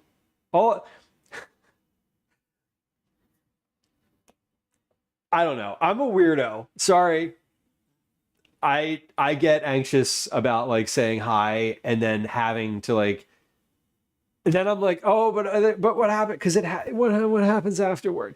It's happened like, it's like my nightmare when I say hi and then someone says hi back and then I'm like, okay, cool, and then I'm like half listening and then they're like 15 minutes later they're like talking to me and I'm like, oh shit. I missed all of that. And that's the thing. I'll get dragged into a convo. I'm like that person where Calvin will be somewhere in real life and Calvin will be like, your dad, you're talking. Like we were supposed to leave. Like we need to leave. Like I'm done here. It'll be the end of karate and I'll be like chit-chatting with another parent. And I'll be like, oh yeah, they're like 5 topics. We're like 5 topics deep. And he's like, shut up. Stop talking. And we'll come home and he'll be like, Gwen will be like, oh, what, did you guys stop somewhere in the way? And he'll be like, Dad had to talk to somebody. Anyway, that's what happens to me. So I like a listen. I'm a listener. Can't stop talking. I see, but I love that. Like those are my people. The people who are like, oh, it's good to see you, blah, blah, blah. Like I have made really close connections with people at the other parents at the playground who I've talked to once. And you just like you're like, oh, you're like me. You share like you're able to articulate your feelings and things and are able to like talk and like have a conversation and report. It happens, Red Bed, it's a funny name for a cat. It is, yeah, and I like people like that. I get frustrated when you're talking to somebody and they don't ask any questions. This is specific to like new people. New people, when you're like having a first conversation, you like message somebody and then they're like, they don't show any curiosity. And you're like, okay, like I asked you something. This is the part where you ask me something and we go back and forth a couple times. right? Anyway,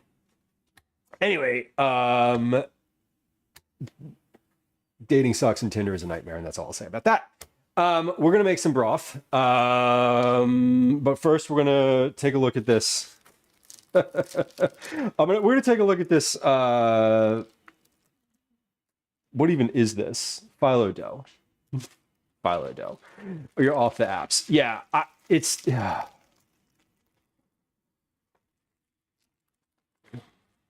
They're kind of the worst.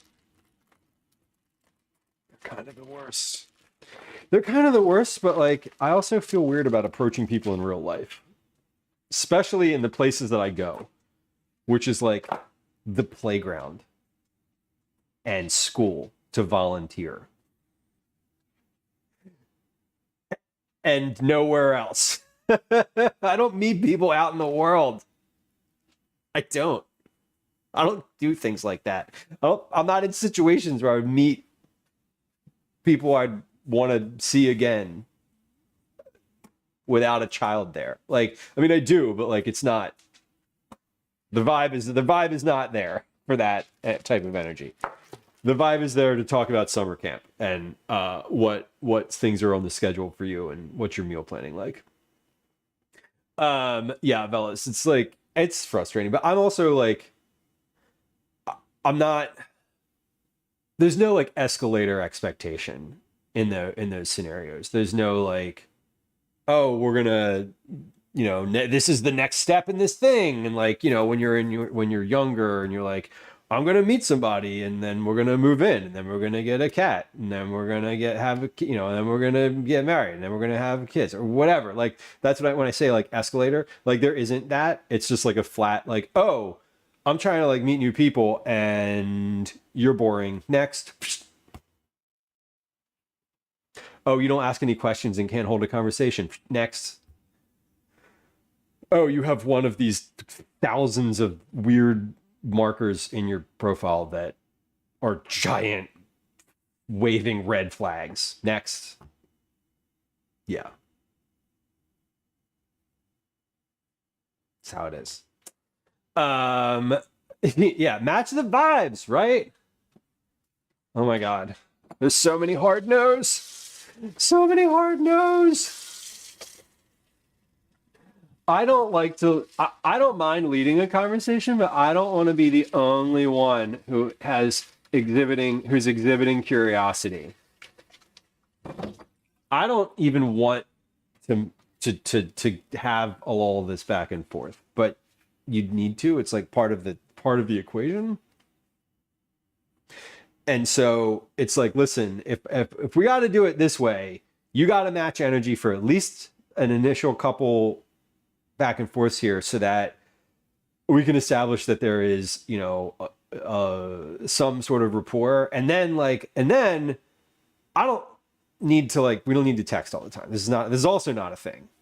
So it's a very dangerous game of like if you chat too much, and then your expectations are off, and it's like, oh shit, now I'm in trouble. So that's fun. Oh god. Okay. What am I doing here? Cookies. Oh shit, I wanted to make cookies. Kathy, welcome in. Hello. I wanted to make some cookies. That's what I wanted to do. That's easy. We're just gonna get those started. We're gonna get those started while I do the Phyllo cups, maybe. The broth is on the stove. So the broth is going. I'm just, it's basically, I've got chicken bones in there, and in a few minutes, we're going to add a bunch of this stuff. So in 20 minutes, we're going to add these 2 bags of vegetables. Oh, they're dripping. Shit. Get over on the counter. They're just ice. It's just ice. They were in the freezer. We're going to add some more liquid and all those vegetables, and then cook that for like 30 minutes. You know what I need to do?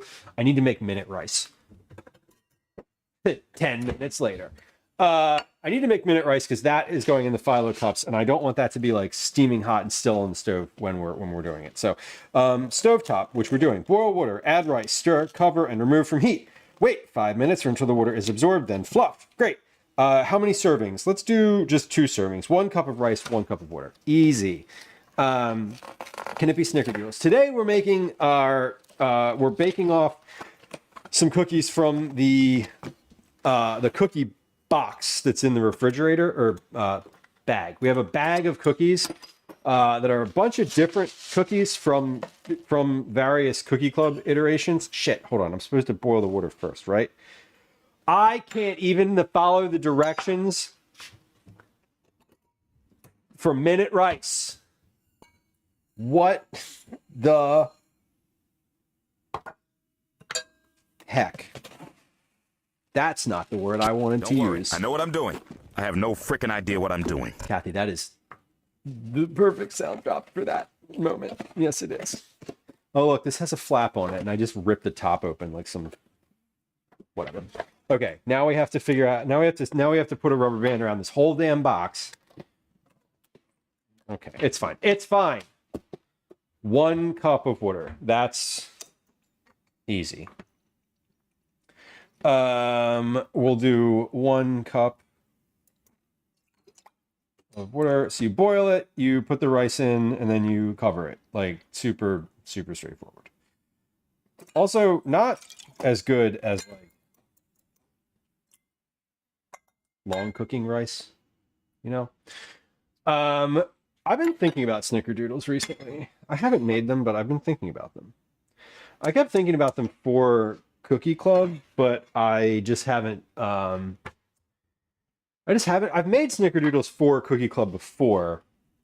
I haven't decided what we're doing in the next iteration of Cookie Club yet. But it's coming up. We have at least 1 or 2 more streams before the end of the month. Okay, so we're adding the rice, stirring, cover, waiting for 5 minutes. Okay, so just gotta get the lid out. Is this the lid? No.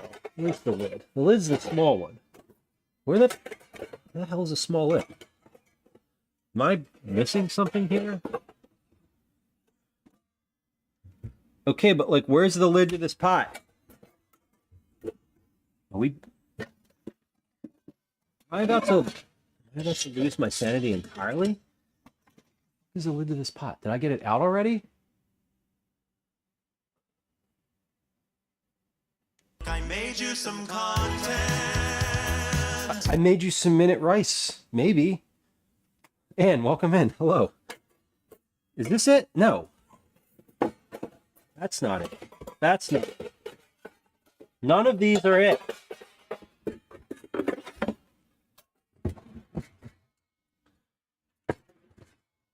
What?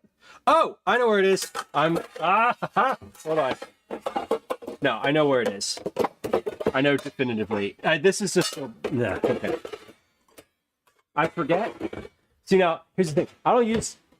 Now this cabinet won't close. I'm gonna rip this thing off.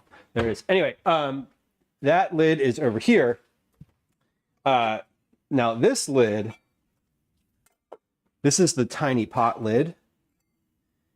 And the tiny pot lid lives on the cast iron pan, which is the breakfast egg cast iron pan. So when you're like, you make a fried egg and you want it to cook quicker on the top, you put the lid on it. But I just leave the lid on the pot on the stove because it gets used like every day. Anyway, found it. I would have known that if my cast iron pans were on the stove, which they're not currently. All right, so minute rice is going away. While we're waiting for this cup of water to boil, let's get my cookies out of the freezer here. So this is what we have. Y'all, if you don't have a bag of cookies in your freezer to just pull off and bake a few every once in a while, I really want to encourage you to do that. Make a batch of cookies, don't bake them, put them in a bag in the freezer. You don't need to worry about how long they're supposed to cook for. You don't need to worry about even really what they are. After that, just put them in a bag in the freezer. When you want cookies, preheat your oven. Take your bag of freezer cookies out, put as many as you want on a tray, and put it in the oven. Set the timer for like 15 minutes. If they're not done at 15 minutes, check them again. This is my bag of cookies, and in this bag are lots of different cookies. These are all different versions of Cookie Club cookies that we've made at some point. These are several different types. These are the black sesame chocolate cookies. These are the, what are these? These are the sriracha cookies. Sriracha cookies? Gochujang. No, sriracha. I forget. Anyway, these are like, they have the like the heat to them. The other things, we've got some other ones in here. Let's get at least 2 of these. So all of these are from previous cookie clubs. But again, I don't know exactly which ones are which. So we're just kind of guessing here. I'm going to do 3 of each of these on this tray. So we'll do 6 on this tray, and then we have some others. Let's get a little farther down in here. We have some different types. I just want some cookies today, honestly, and I don't have any in the house, and I don't really feel like baking any new ones. And this is why this cookie bag exists, like for this purpose. Because I'm like, I want some cookies today. And I wish I could take credit for this idea. I cannot take any credit for, like, you should have a cookie bag in your house. My friend Megan, whose links you will find in the chat, is who I initially remember hearing this from.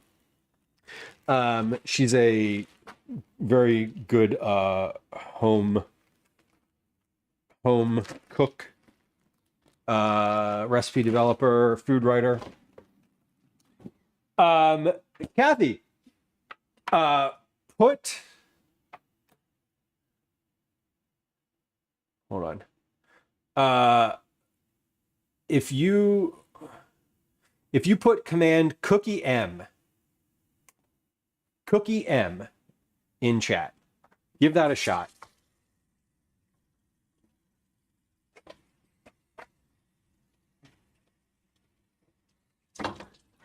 I believe that's the right one.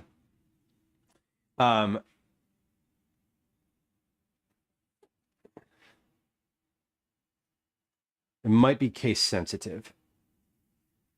If that doesn't work, that might be a me. That might be a me thing. Okay, water is boiling. Minute rice is in. And lid is on. 5-minute timer is a go. Okay, let me, hold on. Let me see. That should have worked. That should play, that should have played the thing that you wanted to have happen. So let's see.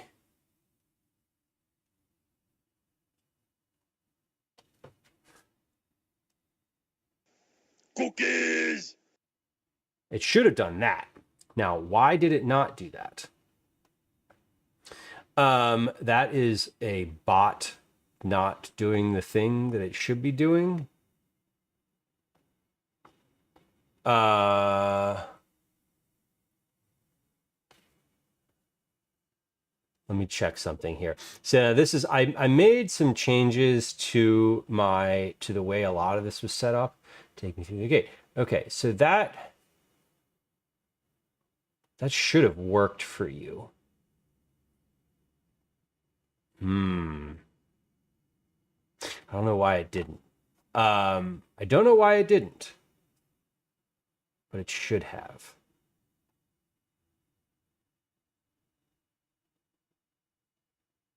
Let's see. I want to turn something on here.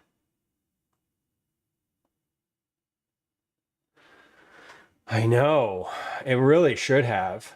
Um, Excuse me, Daddy? Sorry. Daddy? Sorry. Daddy? Sorry. Daddy? Sorry. Oh Daddy? my Sorry. God. Daddy? Okay. Daddy? Sorry. I'm sorry. Daddy, bye. Interesting. Yeah, Dan, it didn't work for you either. Uh-oh. Uh-oh. That means that I may have set it up incorrectly. Let's take a look. Hold on. Commands for sounds be cookie. No, okay, so that is good. Actions cookie.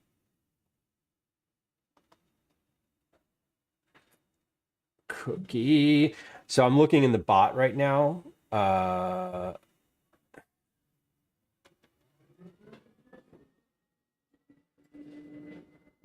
Try C Monster. CMONSTER.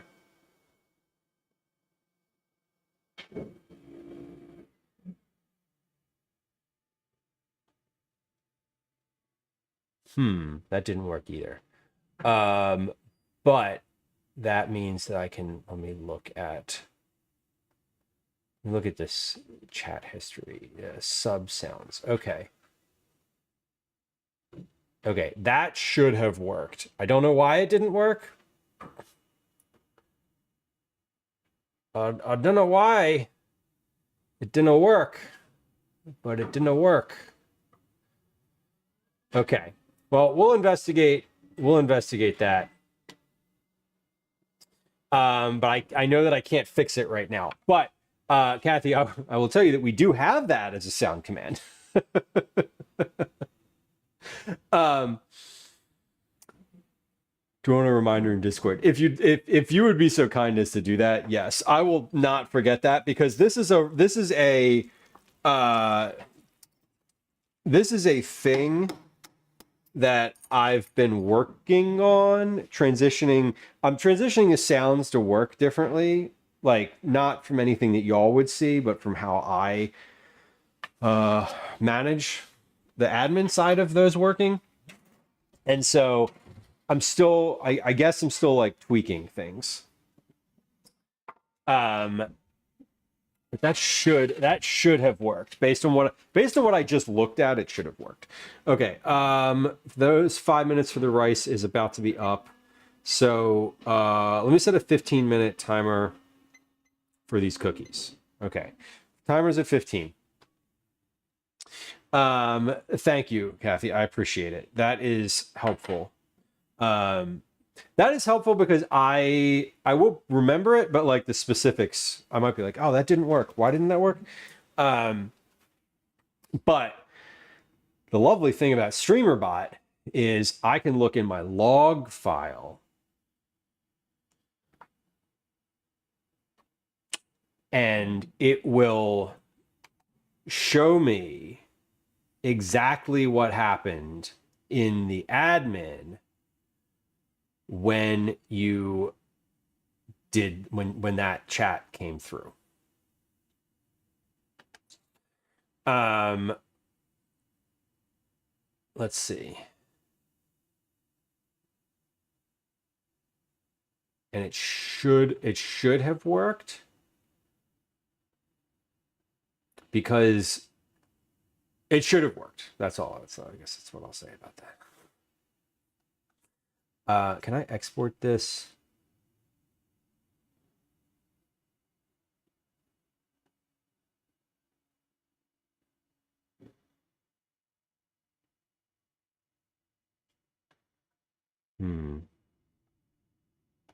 I can't. Okay. That's fine. Okay, cookies are in the oven. Timer is on. Broth is on the stove. Let's get the vegetables into that broth right now. Because this has been simmering for a while. So I'm gonna bring this over to my counter here. And so y'all can see this is the Can y'all see anything? No. This is the broth as it is. We have our chicken, herbs, salt, pepper, all in here currently. So this is looking pretty good at the moment. We're gonna dump our vegetables in here now. So this is 2 bags of vegetable scraps from various dinners. There's nothing, there's no like ratio or any sort of like exact amounts of anything's in here. We have onions, we have garlic, we have corn cobs, we have scraps from herbs. I'm seeing mushroom bottoms in here, mushroom pieces, onions, carrots. Yeah, lots of stuff. So this is all just going to get mixed in. I'm going to add a bit more water in here because this is now really thick. I'm going to add, I don't know, some amount of water to this. I don't know how much. Probably enough. I'd like to add, I'm going to add enough water in here that everything is not, will be floating, essentially. Like right now, it's just kind of sitting on the bottom. So we're going to bring this over to the sink and just run the faucet into it until it's a little bit higher. And it looks like a lot in here. It's not, I think, as much as it appears because there's a lot of solids in here and they're taking up, you know, a lot of space. So I use the big stock pot for this because otherwise in the past I've used like 2 small pots or two relatively large pots. But I've used sort of 2 and split everything. And that's what made me go purchase this stock pot when I did a few years back. Because it's like, you know, I'm making all this stock and I'm making it regularly enough that it is worth getting a pot specifically for that purpose. Trinella says, I need to try sinigang. Basically any veggies into it. Well, I like that. That is certainly a good selling point for any sort of dish for me. Like, oh, you can just add vegetables to it. Great. I do kind of love that. Okay. I'm glad to hear that your fervor for the sinigang has not waned. That's fun. It's fun that it's still you're still like experimenting with it. Okay, that minute rice is most certainly finished. Gonna fluff that, and then we'll add that to a bowl. We'll add the rice to a bowl, and then we'll add eventually we're gonna add chicken and little mozzarella pearls to that, as well as some pesto. But this is good. We're just gonna fluff this. Very not exciting minute rice. I didn't put any seasoning in the water when I made this. I should have salted this a little bit. I didn't. I'm gonna do that now, and that's fine. So this is ready. Let's just set this off to the side.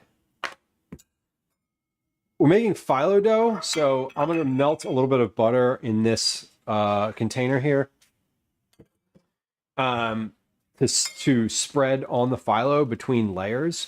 That's sort of the thing that one does. And we have some salted butter, which is my preference.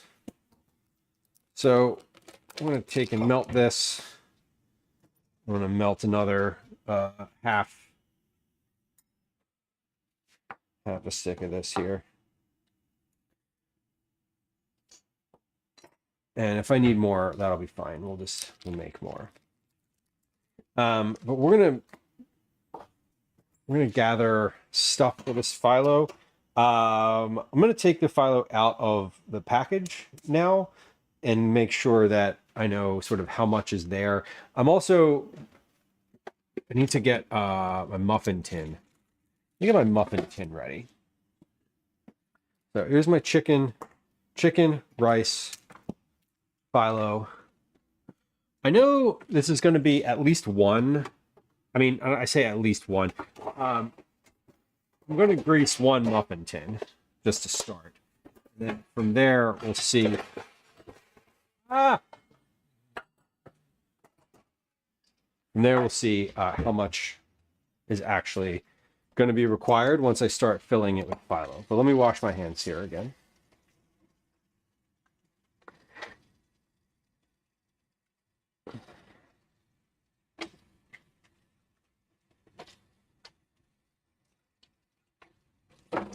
And we'll grease one whole tin to start, because the worst that happens is I don't fill all the little cups. I'm thinking this is going to be dinner tonight. This is something that I feel like I can just cook. It'll be ready, and then I'll get it, basically finish it. And then I feel like these can reheat. I've done little like phyllo dough cups of a variety of different things before. It's a pretty common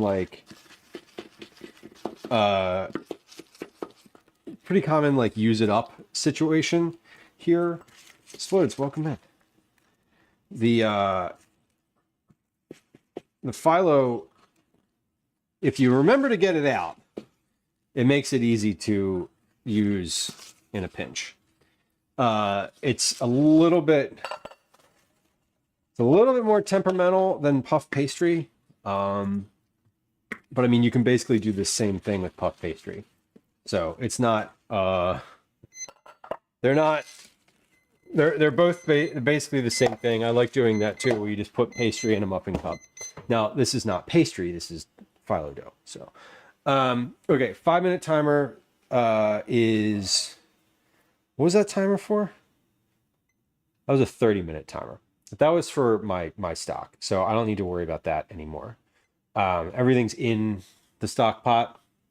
So I turned it all the way up again because I added a bunch of frozen vegetable pieces to it and a bunch of new water. So once this is simmering, but once this hits like just about a boil, I'll turn it back down and let it simmer for a little bit. I'm probably going to put the lid on this too. Once it hits that point. But right now I'm just going to leave it open. So it's going very well, I think. This is a sort of a use it up stream today.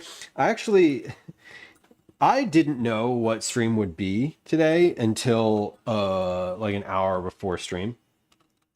And I did that thing where I was like, I'm not going to go to the grocery store. Like, we're going to do some cooking today, but I don't really know what we're cooking. And when I don't know what to make for a meal, dinner, whatever, I open my refrigerator and start like tidying it. Because as I'm doing that, I see stuff that's in there and I'm like, oh, like I have these vegetables in here. That would be great for this thing. Specifically today, I saw that I had a whole chicken in the freezer. I don't remember when it was from, but I was like, I'm going to toss that in a big pot of water. We're going to thaw that. We'll make it on stream. And then what else can I do with it? And then I'm starting to look around and I'm like, oh, I have one roll of phyllo dough in here. Let's use that. What do I do with it? Well, we make some minute rice. We put it in a muffin tin and we add the chicken. And then I'm like, well, what else goes in there? Look around. What I really was going to add to it was basically like mashed potatoes. But I realized I thought I had a packet of like instant mashed potatoes. I didn't. And so I was like, well, what else can I use here? Which is why I made the minute rice. So today was basically like, I'm going to look around and just make a couple different things that I think, would be like good use it up stuff for the house, right? So roasting a chicken. We're making broth out of the bags of frozen scraps that are in there. We made a focaccia for tomorrow. And that was using up a can of crushed tomatoes. So I was like, oh, what can I use these crushed tomatoes with? I was like, oh, I'll make focaccia. That's easy. And then a bit of a jarred sauce as well. So we're just using up some stuff today instead of like ordering food or, going out to eat, or me just going to the grocery store and like buying something we don't need. Today is just like, let's just, we're going to open the fridge and start tidying and see what happens. And this is what happens. So today is a good one in that regard. We'll wash my hands again here for just a moment.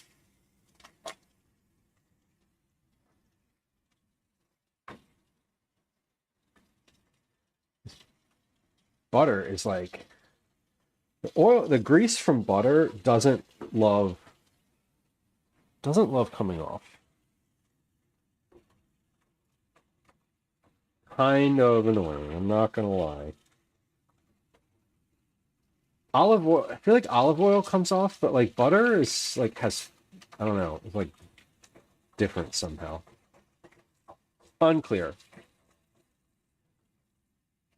I was greasing the muffin tins with the butter. That's what was happening. Okay, we're good here. All right, so my butter on the stove is melted.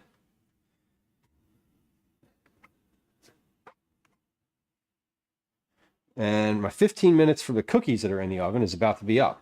Oh, we're using up cookies too. I was like, I want cookies today. I want cookies, now I don't have any. So these are looking good. I think they're going to take a little longer than that 15 minutes because they were frozen.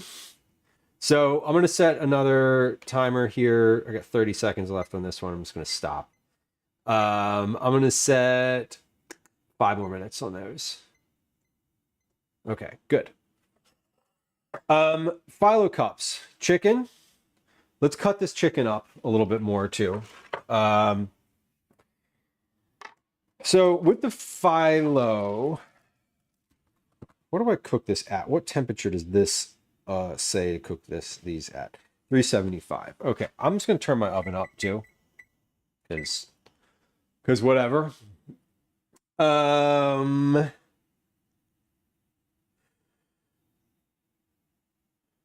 Lightly brush 1 sheet of Phyllo with the egg white mixture. Egg white mixture. Oh, it's baklava that you put butter in between the layers. Right. I knew it was something. It's fine. Butter will be fine. Butter will be good too. Or it won't. And these will be awful. And that's also fine. We're not worried about that. Okay. Here's what I think I want to do. I want to open these up. So it says these are supposed to thaw for 3 hours. I didn't do that, and that's okay. We're just gonna like send it and see what happens.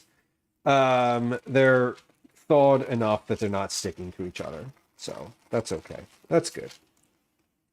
What I am gonna do is cut these in half. No, am I gonna cut these in half? No, I don't need to cut these in half. I'm just thinking of how I'm gonna put these into the cups.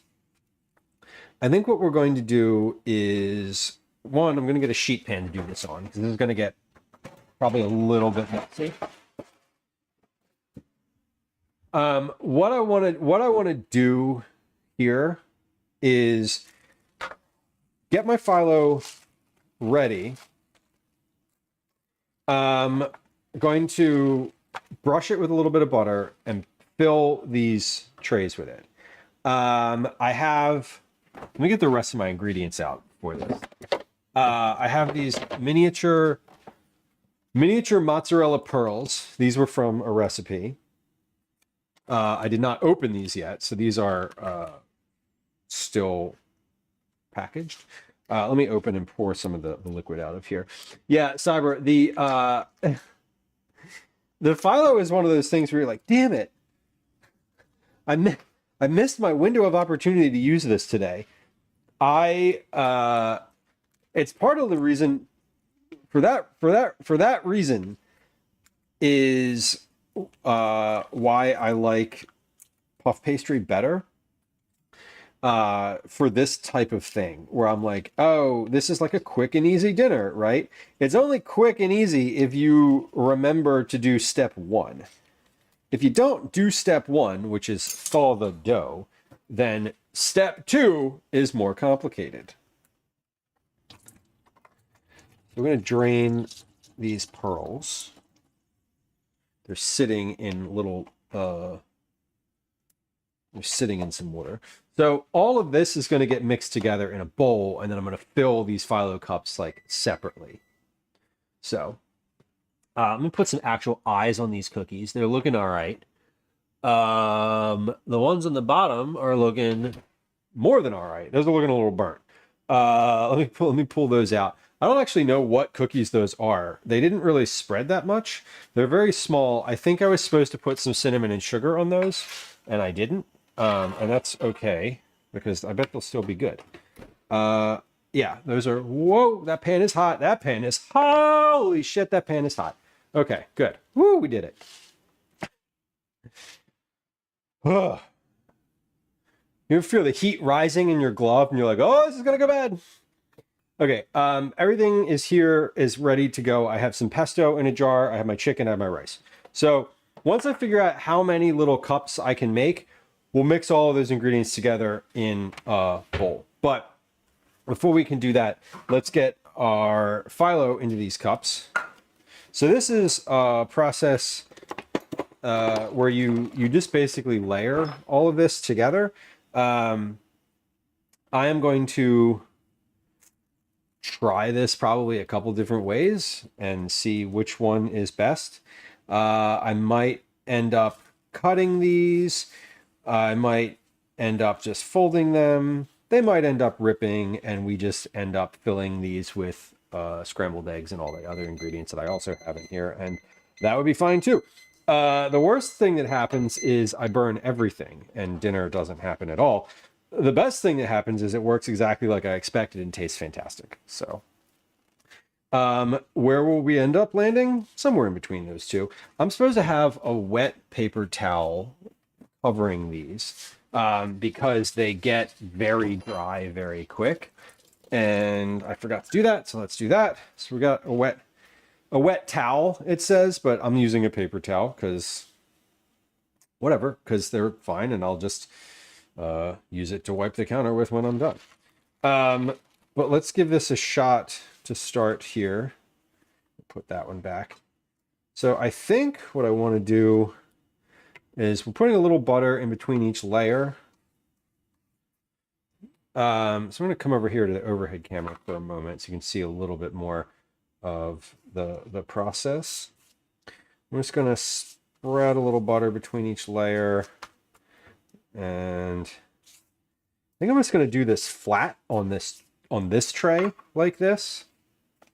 And then when I'm finished with this, I will pick this whole thing up and put it in one of the cups. So that's a few layers there. 1, 2, this is 4 layers. I don't know how many sheets of Phyllo I have here, but it sure feels like I could do like 3 sheets per cup, something like that. So we're gonna do, this is my initial sort of pass at this. And I just want to make sure that I get the edges here.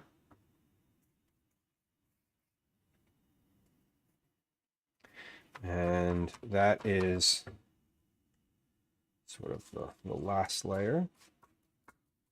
I'm just kind of painting these with a little bit of butter. And we're going to pick this up. Now the cup itself is already buttered. So I'm just going to go ahead and let's see. That feels like a lot for 1 cup. So I'm going to take this and cut this. Will this cut with a pizza cutter, or is that going to be too blunt? Beautiful. Okay, so this is good. This is the perfect little like situation. So what we'll do at the end, we'll fill this, and then I will put fill this with the phyllo. I'll put the filling in, and then I'll take these pieces on the top and sort of fold them in so that it has like a pocket almost. But this is good. Knowing that I can get 2 cups out of each of these, I'm going to go a little harder on the layers. Because I don't know how many sheets I have here, but it's like, let's see, 1, 2, 3, 4, 5, 6, 7, 8, 9, 10, 11, 12, 13, 14, 15. So I have at least 15 sheets of phyllo over here. So this seems like a good, if I have 15 of these and I do, what, 3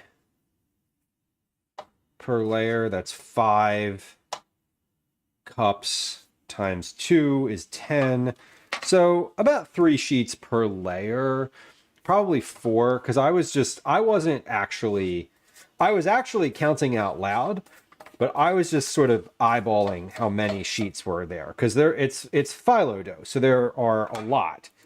There's a lot of sort of layers within this pile here, and it's a very delicate dough,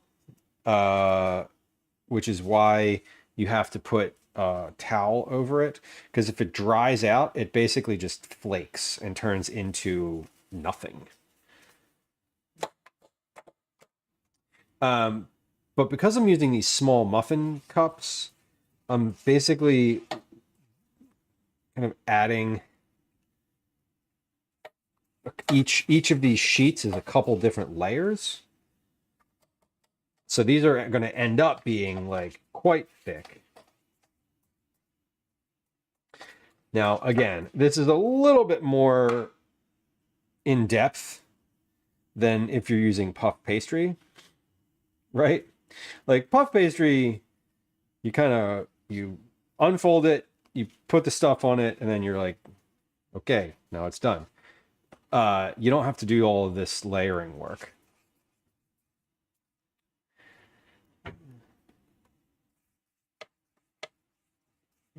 But the layers make it flaky and delicious. And that's part of why it's good.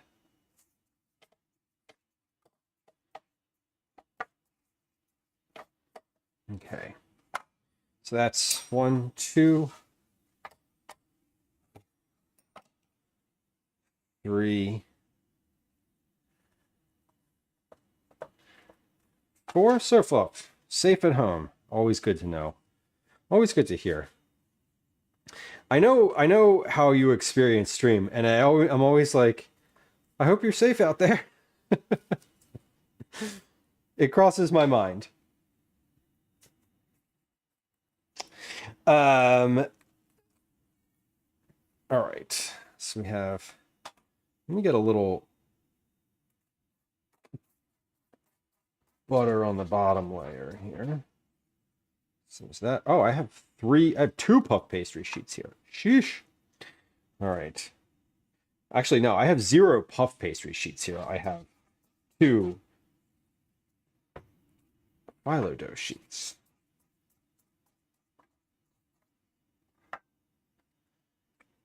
So this is all just kind of, I'm just sort of making this up from what I found in the freezer. We have not, the freezer, as far as like leftovers right now, is quite empty. I just a week ago, 2 weeks ago, did a big Costco shop to restock my chest freezer in the basement. So I have a lot in the freezer, but it's a lot of, basically we could have dip dinner every night for like 2 weeks at least. And that would be good. And like, we could definitely do that. So I have my like, oh shit, I don't really feel like making dinner stash right now, but not, I don't have a lot of like raw ingredients. When I say raw ingredients, I mean like chicken breasts, you know, something you have to like cook and then make something else out of. I don't have a lot of those. What I do have, I'm using up a lot of in the next like day or 2 days.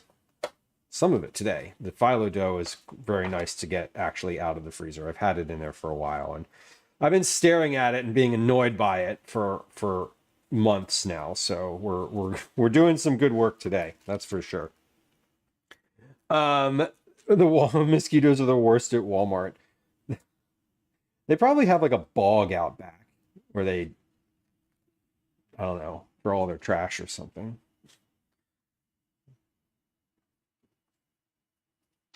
Yeah, the freezer shop at Costco, like the going to shop at Costco for freezer items is like quite nice, honestly. Pat, welcome in. Why are the sounds not playing? That should have had a sound. Did that sound go off for anybody else? I don't think it did. Pat, welcome in. It played. Okay, I just didn't hear it. I think things are just not playing on my computer for some reason. That's odd. Friends who are hanging out. Pat is a fellow food and drink streamer who was in fact in the food and drink category today. What were you making? What was on the menu today? Was it an easy day? Did you succeed in your kitchen endeavors? Ooh, that was a lot of the same syllable all in one place there. But welcome in, y'all. Friends who are joining us, and anybody who is lurking currently. Follows are silent. If you are not interested in being perceived but still want to like follow the channel, you can hit the follow button and just be aware that nothing's going to happen. Watch Win, welcome in. If you want to follow and chat, I'm happy to say hi to you, though. If you want attention, you can just ask for it, and I will give it to you. That is part of the fun. Anyway, welcome. My name's Lou. This is a food stream. We do cooking here. We do a lot of chatting, too, but it's all based around the kitchen situation. We do a lot of vegetable-forward family meals. We do some recipe development on stream. I do that for work. We also do a lot of meal prep. We do some use it up meals, which is what we're use it up days, which is what we're doing today. Sort of like a freezer clean out, use it up situation. We also get out in the world and do IRL hiking, walking. We do camping every at least once a year. We've done some camping. But it's nice to have you. Welcome in. Kathy, you didn't hear one. Okay. What if you want attention but don't want to be the center of attention? Well, that's fine too. You can feel free to chat. If you want to be the center of attention, we should probably have a channel point reward for that. Just thinking out loud. Yeah, the sounds are weird today because the subscriber ones weren't working a few minutes ago.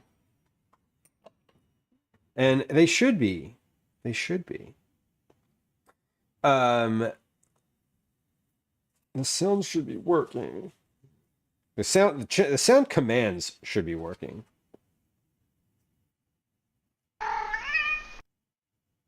Yeah. Okay, so yeah, okay, so that it is that specific sound because I've been updating. Yeah, I'm trying to change the way that the sounds process, and it seems like some of them aren't working in the way that I want them to, and some of them are.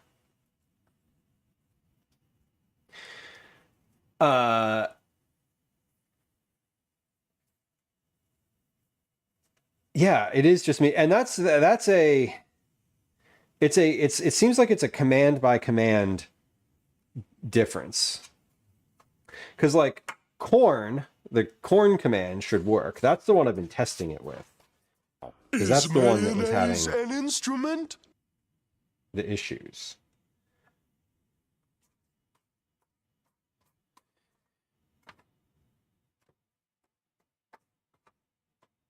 I can see Kathy, I can see that when you chat, the data that comes through with your chat, I can see that you have, it's not your account. So like, I know that you're eligible to play that sound according to what the bot should be seeing. So it's definitely a bot thing, which is annoying. Is very annoying. But anyway, I will, because we already have a Cookie Monster command, I will refund your points for that. Although I don't think they got taken out yet. Anyway, whatever. If there's another sound you'd like, I will make that happen. But we do have a Cookie Monster sound. Oh shit! Speaking of cookies, do y'all know where this is going? We still have cookies in the oven. The timer went off for those. I bet they're finished. Let's get those out. In fact, I know they're finished. Why did I say that? Because I can smell them. Oh yeah. Yep, those are done. Those are definitely done. Those are burnt. Not in completely in an inedible way, maybe, but in a, I left those in there for like at least 5 minutes more than I should have, at a temperature higher than they were supposed to be cooking at. Anyway, it's fine. It's fine. You know why it's fine? Because those are freezer cookies, and if they work, they work, and if they fail, they fail, and all of that, and both of those scenarios are okay. I'm very focused on this Phyllo dough at the moment. This is quite using Phyllo is always a fun sort of process, because you're like just in the zone with it for a few minutes. All right. We're going to be able to fill 12 muffin cups here. And I think that'll be about it. Because I've got 5 or 6 layers of Phyllo here, but they're all kind of flake apart on me. So far, thank you. We made some changes. Speaking of channel points, all the channel point things have their own little graphics now. I know they're very small. I can't make them bigger. They're full size when I design them, but that is the size Twitch makes them. They look good on mobile though. Yeah, I redid all the graphics for the channel points between Sunday and yesterday. That was like my little go down a rabbit hole project. Because they were annoying me that I had like, I don't know. They were annoying me that they weren't like actually fun to look at or custom. And now they're funny. My favorite new channel point graphic is the Catch Me Up one. Because it's like a visual dad joke. All right, layers and layers. We have 12 things of Phyllo, or 12. We're gonna have 12 cups here to work with. And so I think, I don't know. I'm gonna sort of eyeball how much of the filling I'm gonna use for each of these. but we're not going to use all the chicken because that's a whole chicken worth of chicken. I'm not going to use, I might try to use all of the rice, but I think that'll still be too much to do. Am I boiling back here? Yeah, this is, okay. My broth is boiling, so we're going to turn that way down. Let's let that simmer back there for a few minutes.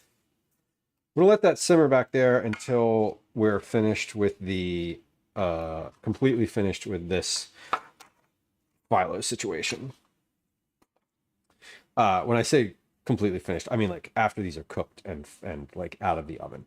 Because the broth is going to simmer for, I want it to simmer for like 30 some minutes. Okay, so my oven's at 375. I just have like some Phyllo scraps here that are left over. We're going to charge those to the game. And then let's get this counter, move these off to the side. I'm going to chop some of that chicken up.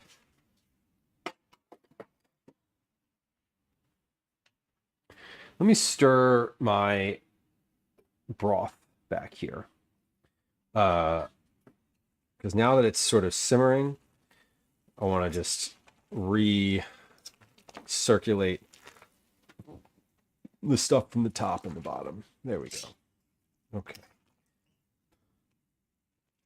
So this broth, I don't have a specific like purpose for this. I do have plenty of room in my my freezer downstairs still, even after all of the Costco stock. I didn't completely fill it. So let me wash my hands. We're gonna make our filling for the Phyllo cups, and then we're gonna pop those in the oven. I haven't set up a real timer for those because I don't want them to burn. They are, in fact, going to be dinner tonight, ideally. So hopefully I can keep those from charring into nothing. Like I think those cookies did. I think I'm just going to take those cookies off the tray and toss them in the compost. And I'm going to put another tray of cookies in the oven.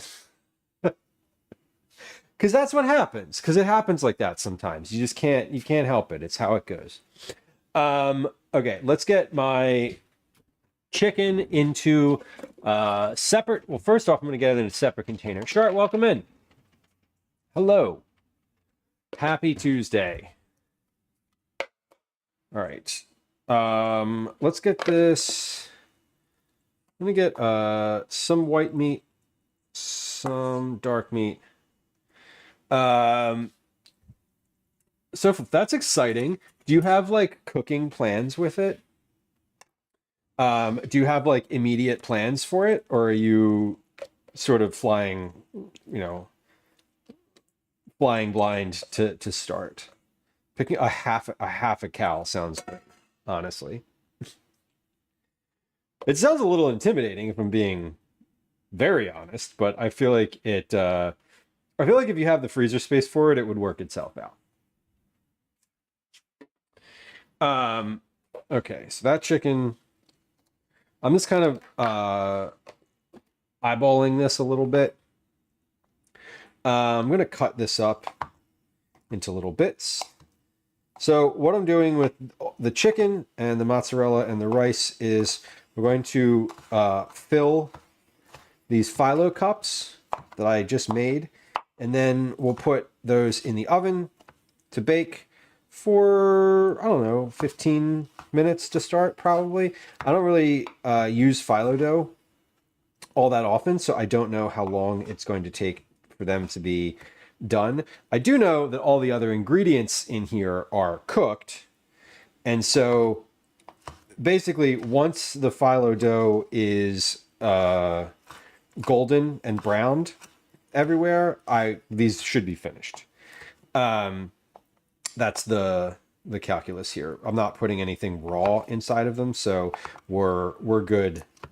I think we're good when the Phyllo looks good. That's my thought here. Liz, hello. Am I feeling okay? Well, yeah, we're putting, now that you say that, When you put it that way, I actually think I could add some peas to this, and that might be nice too. Because a little bit of green as well. And when my family's like, "Oh, you had to add peas to it," I'm gonna be like, I know who to blame. I'm putting pesto in there though, so that kind of works. What do we think? Peas or corn? I think peas because they're green and they with the pesto. But point taken. I didn't even think about it actually. I was thinking about other stuff. Cyber says peas. Both is a very diplomatic answer that I like in this context.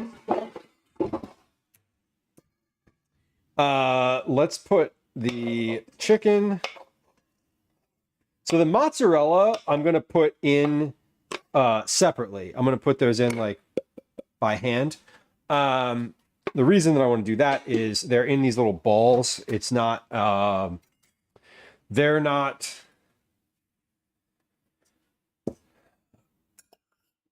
shredded. So I'm thinking it will probably be easier to just sort of deposit one or two. Peas, corn, and carrots. Yeah, you know, you could get one of those little bags of peas, corn, and carrots. That would work really well for this.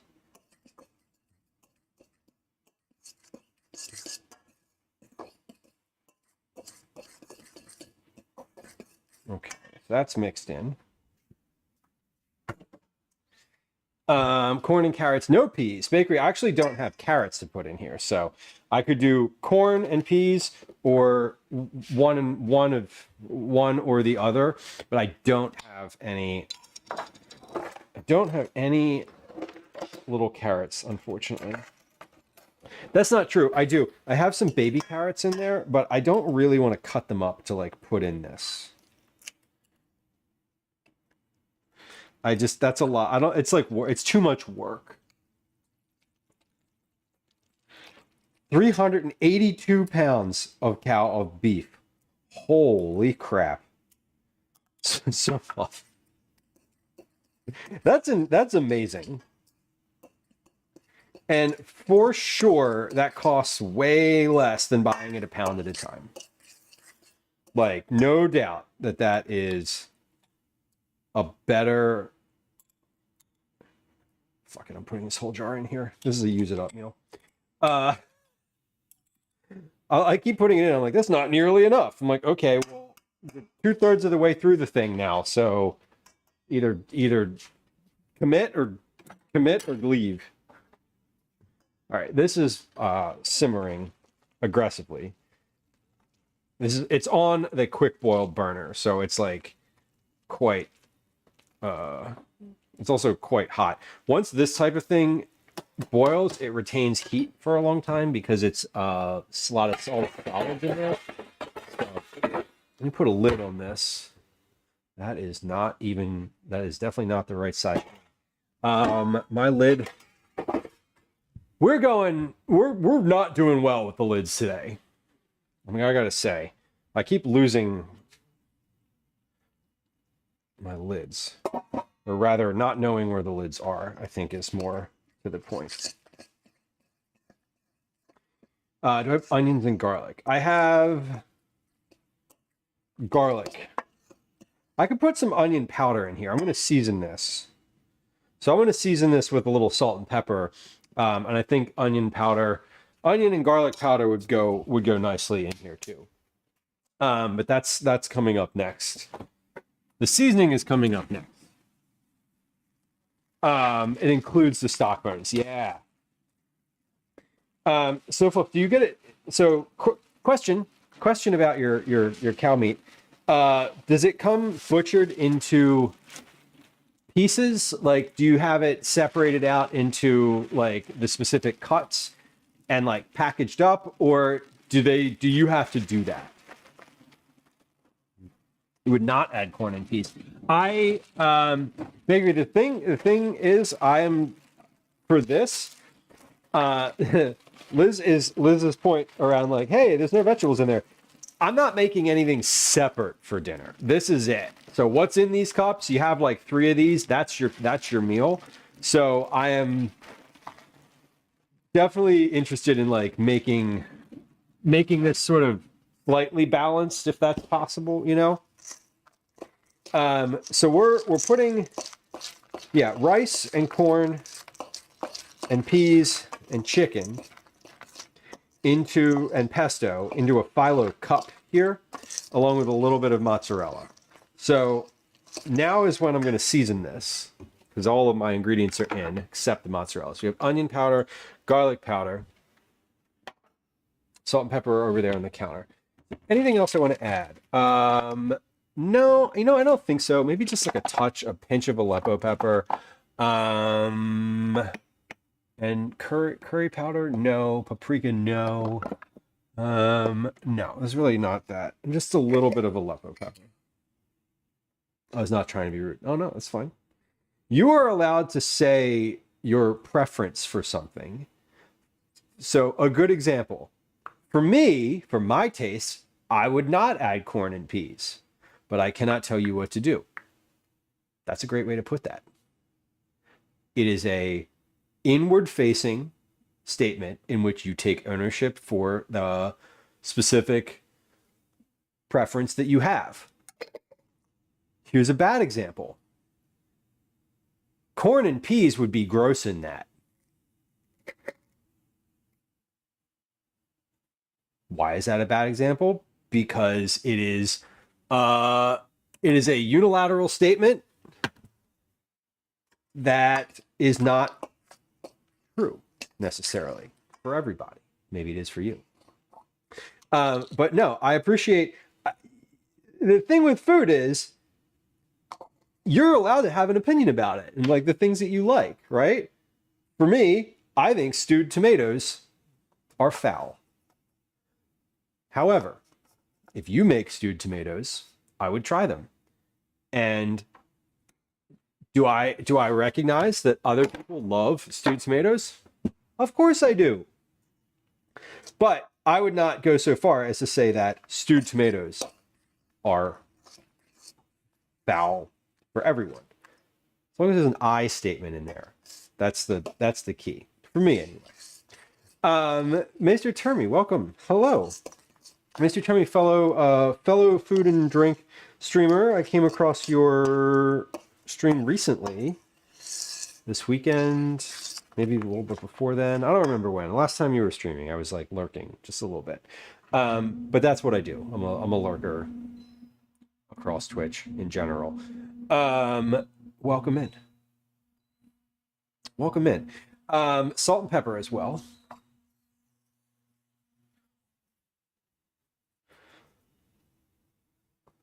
Okay. Do you remember earlier in stream when I was like, you're going to see a moment of panic when my family gets in? I just heard them and did some calculations in my head. And I was like, we're still good. We're still good. Aleppo, by the way, sorry, I know there was a question around this and then I just kept on chatting. Aleppo isn't really spicy. No. Aleppo has just like the barest little bit of heat to it. And that's really, to me, it's not enough to be impactful, to have it be like, oh, this is spicy. Some people might find it spicy. I like when food sort of melts your face a little bit. That's always nice for me, but not great for other people. Darlene on YouTube, welcome in. Darlene says, I don't like grapefruit. Totally valid.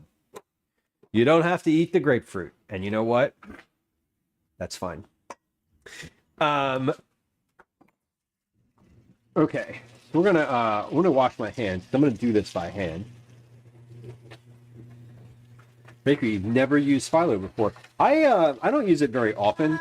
I almost always use puff pastry for what I use Phyllo for, or what I want to use those types of things for, are like pull something out of the freezer and cook it real quick, and puff pastry's quicker. Hello. Welcome. Welcome home. Super duper welcome. You feel welcomed? That's good. Yeah, that shirt's fine to have on stream. It just says New Jersey State Parks. Okay. So we're Still at... haven't returned the clippers, Mom. You're... I did.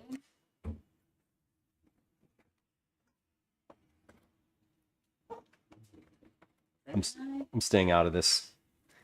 Okay, so I'm taking a little scoop here and filling each of these. These are, again, phyllo dough in here.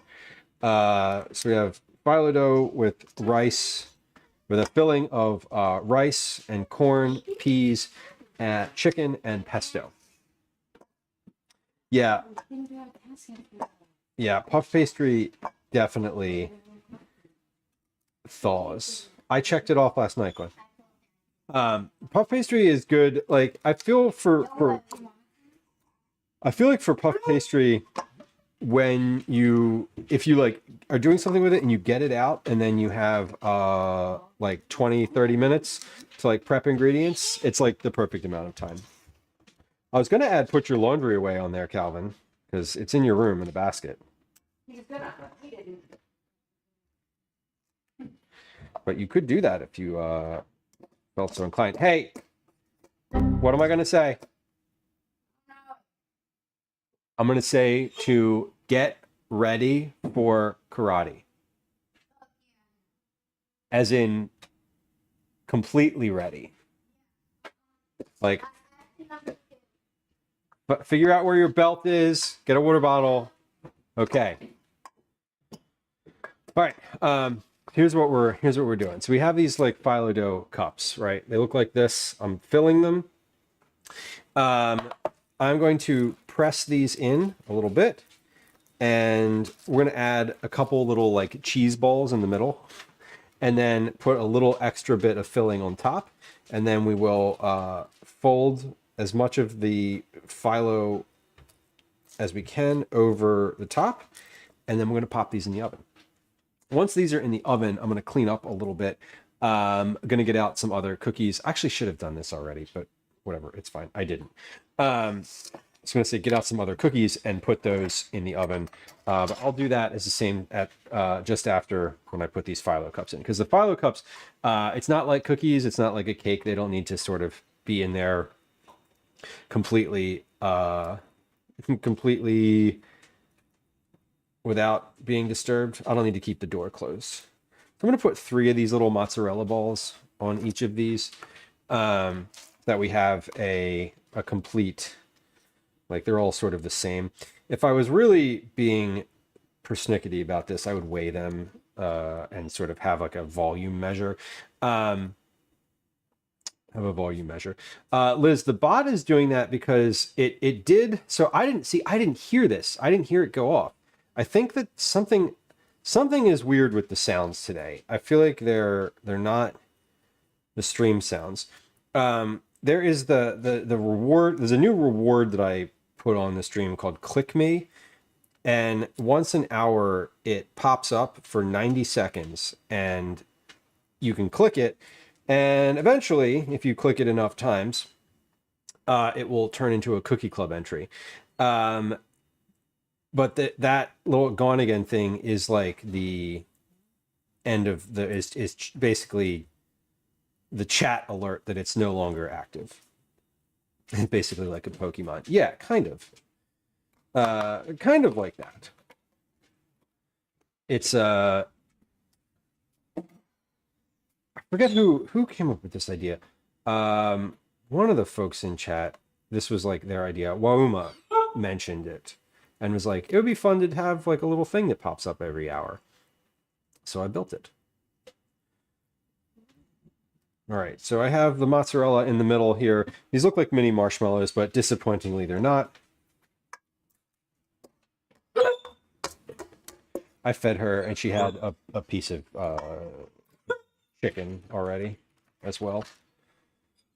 I want to see if the Phyllo ones will eat food. Okay. All right, so we're going to add a little bit more filling on the top of each of these. because I have filling here. So I kind of want to use it all. Like I don't want leftovers in this bowl. Because that's the point of this meal is to not have leftovers specifically. You know what I should have done with this that I didn't, and we're not going to go back and do this. But I should have mixed an egg in with my filling as a binder, because right now, like this is something that you will have to eat with basically like with a knife and fork, I think, because there's no binding in here. So if you pick this up with your hand and like bit into it, all the filling would fall out. But I didn't think about that. But in the future, that would be a good thing to include, or either a binder, or I think my preferred situation would be a little bit of shredded cheese as opposed to these mozzarella balls. Days, I can't right now. I fed you. You had some snacks. Do you want some treats? We'll give you some treats. I did the focaccia prep. The focaccia is in the fridge. The cookies are, yes, I did those. They're freezer bowl cookies, so I did them and I burnt some of them, so we're going to do them again. We're going to do a few more in just a second here because they are burnt. Yeah, Daisy's here. We're going to give Daisy a treat. I could break some eggs up, bakery, but honestly, I think I just want to leave this as it is because I'm trying to keep this little bit lower effort, just honestly, and I don't really want to complicate it more than I have. I am going to take the rest of this butter. I am going to take the rest of this butter and just sort of baste these bits here with it, so that I can sort of fold this over. Yeah, we'll give Daisy a treat here in just a second. Daisy is having she's more active right now because Gwen just got home, so that's why she's up and about. She was up and about earlier in stream when I was feeding her. Yeah, the butter, I'm just sort of like it's the rest of the butter that I used in between the layers. So I'm just kind of spreading that on around the edge here. I was thinking of just like spritzing this with a little olive oil. Basically, I want these, the edges of the pastry to not completely burn immediately, which they will if they don't have any sort of like grease or any of that on there. But yeah, hopefully these will brown up nicely. I know that the bottoms all have like a lot of, the bottoms are like filled with butter and have tons of layering in them. So they look pretty good. I am also just going to give these like a little spritz, just to kind of finish the coverage. And then we're going to take the phyllo and sort of push it together just a little bit, so that it's less like a cupcake wrapper and more like a tart or like a pastry. Like it's not going to be a tart. Like that's not the energy here. But I just kind of want to. They're folded out like wings, and I'd like them to be more over the top of the thing. But okay, so these look good. Let's toss these. Here's what we're going to do. We're going to toss these in the oven. My oven is at 375. We're going to toss these in and set a timer. While I do that, I'm going to get my cookies. And before I'm going to toss some cookies, here's what we're going to do. We're going to put these in the oven. We're going to toss some more cookies on the tray. We're going to put those in the oven. Then we're going to give Daisy a treat. Okay, those are in the oven. I'm setting a count up timer for those. Because I think they're going to take a little while. Probably, I'm guessing about 15 or so minutes, which is fine. Okay, these are the cookies that were in the oven for too long because I turned the timer off and then didn't take them out. These are these are little these little charcoal briquettes here. So we're kind of finished with these. I'm not going to throw them immediately in the trash. I'm going to try them, but I have eyeballs and those look burnt to me. So we're gonna do this again. That's fine. We wasted some cookies and it's okay because those were the reserve cookies. I also want to note that I see how many I can put on a tray, and I'm going to put a few more on this tray because there weren't as there because I didn't put as many. I didn't put as many last time because I wasn't sure how many would fit, and more will definitely fit. So, what flavors are these? One of these is.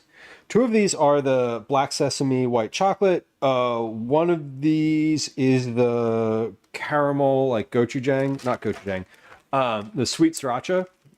And then two of them, I have no idea. Two of them are small cookie ball cookies that are just indeterminate varietal. I really don't know which ones those are. But this is the kind of the purpose of the cookie bag is just like, well, I want cookies. What kind? I don't know. Doesn't matter. For when it doesn't matter, freezer cookies. Okay, let's pop these in. So I have let's set a timer. I am going to set an actual 15-minute timer because the cookies I want there to be an alarm when the cookies are finished. But the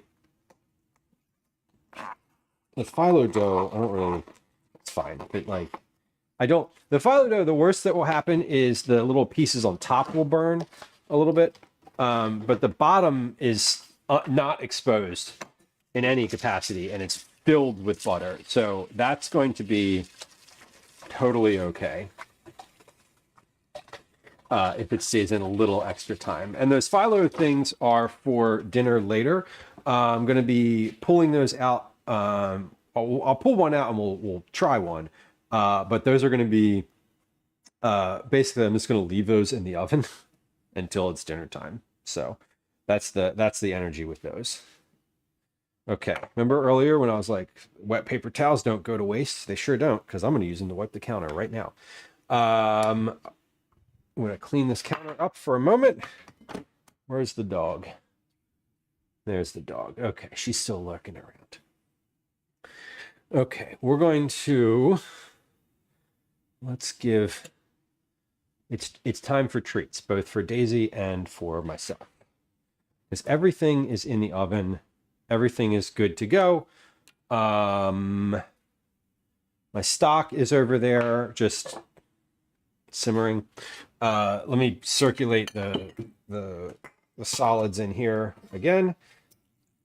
And yeah, this is looking great. I might actually drain this while we're on stream here because this will be pretty much finished.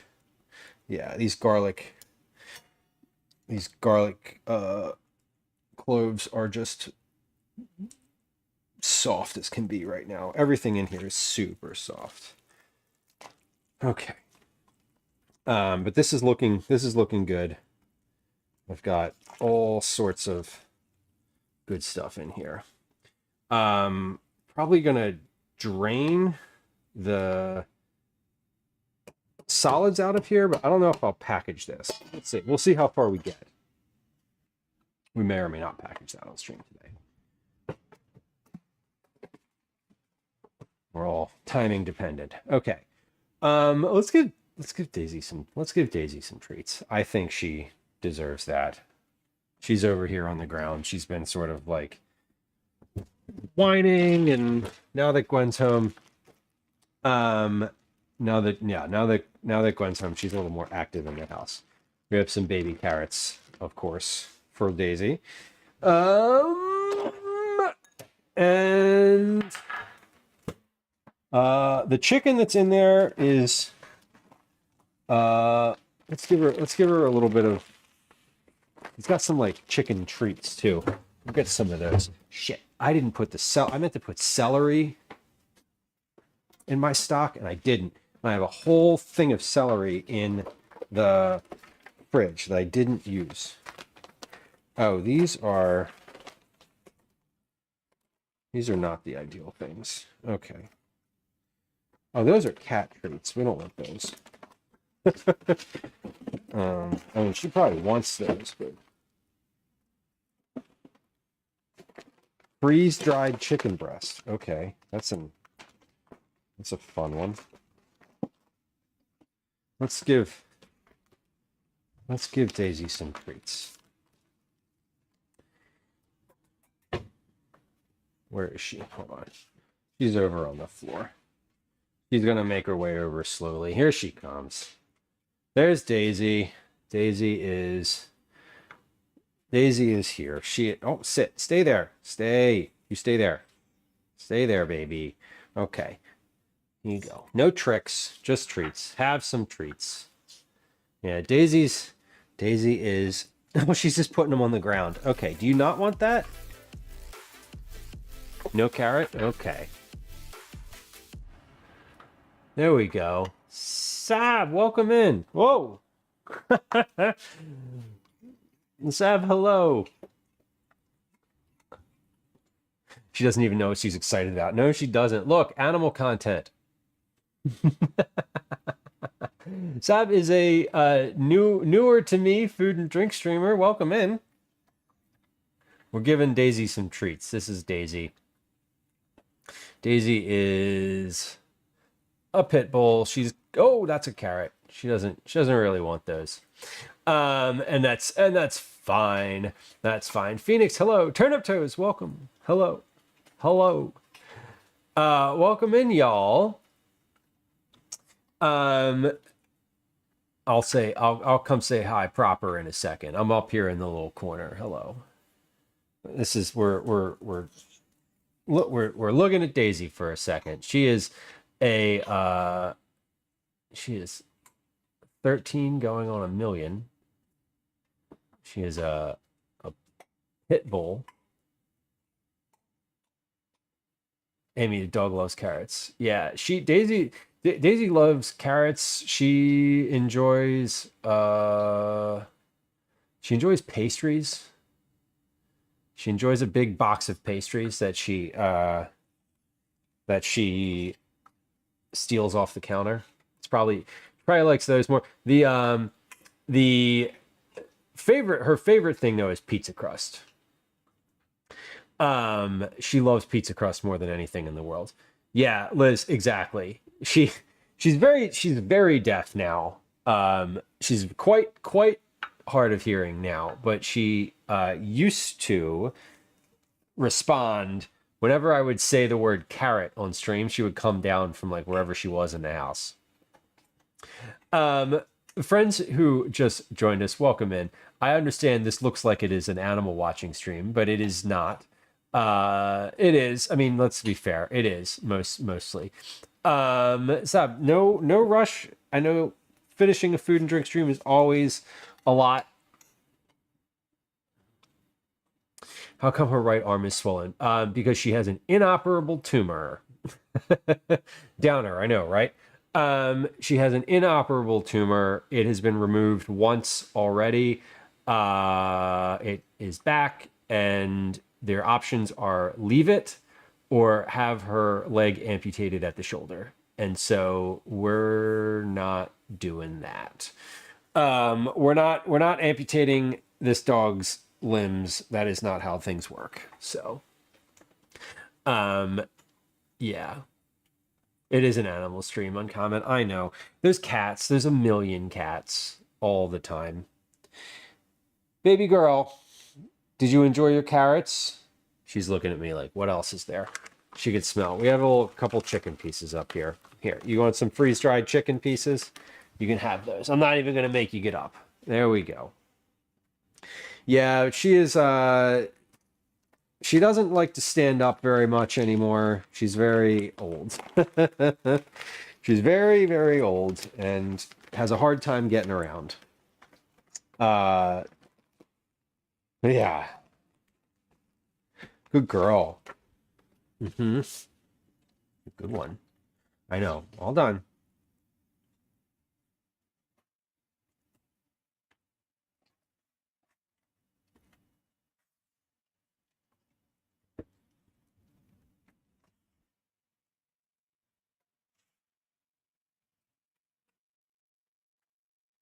Sorry, you're looking at my butt.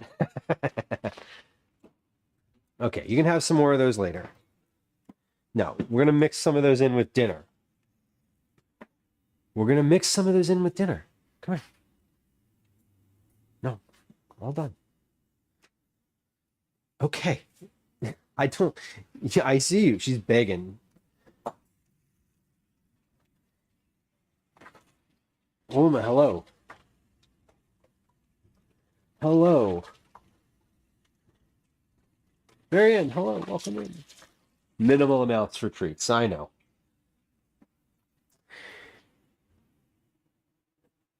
Oh.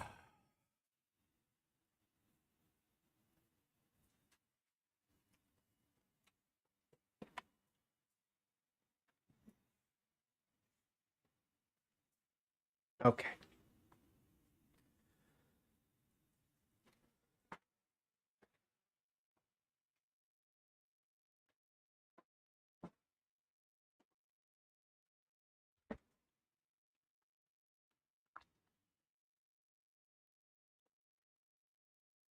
All right. How are these cookies doing?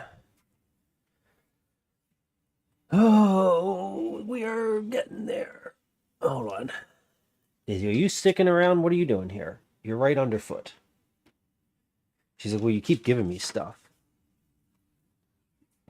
I know. That's all. We don't have. You ate all the carrots. Those are cookies.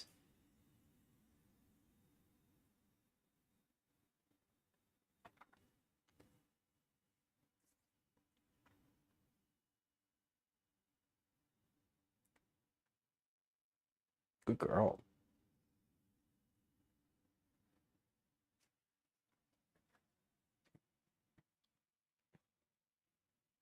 Okay.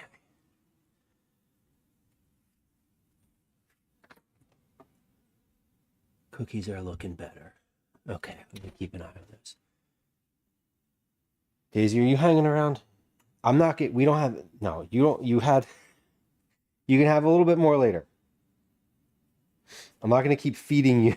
Feeding you. I know. Yeah, Liz. She's very.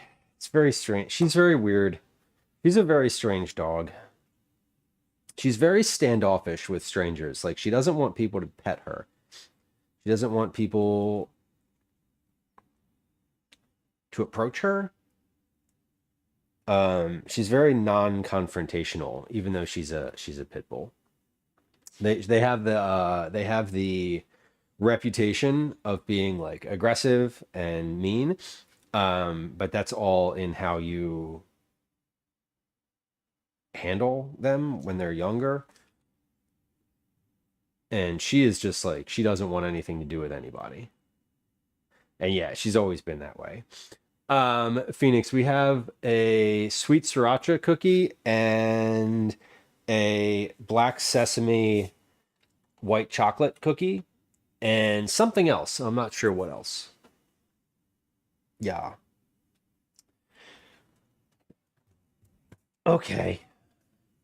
We haven't had that much Daisy on stream in a while. But she hasn't been around in a while. She doesn't like she's just in yeah, she hasn't been around in a while. No, that's all, baby. We don't have anything else. We're out of it. We finished them. Okay.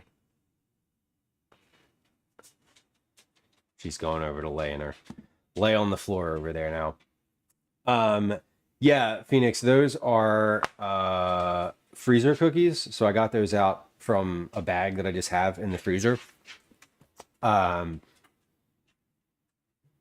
There's some kind in there that I don't actually remember what they are. These I don't recall. But those are also on the tray. These are like cake like cookies.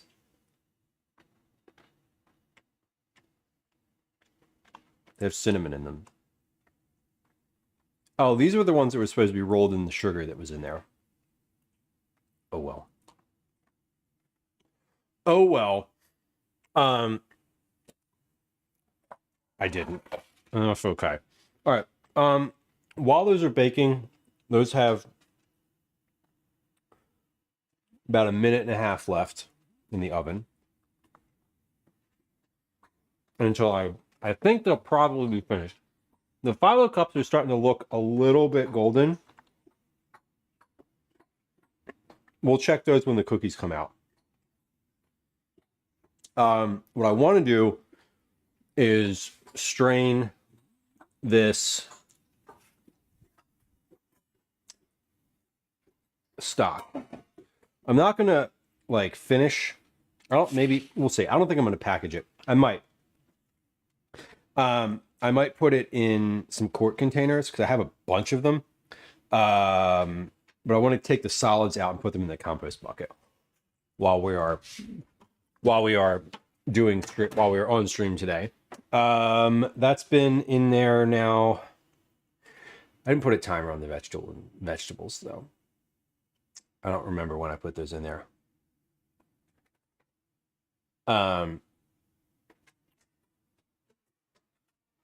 Probably like 30, 40 minutes ago.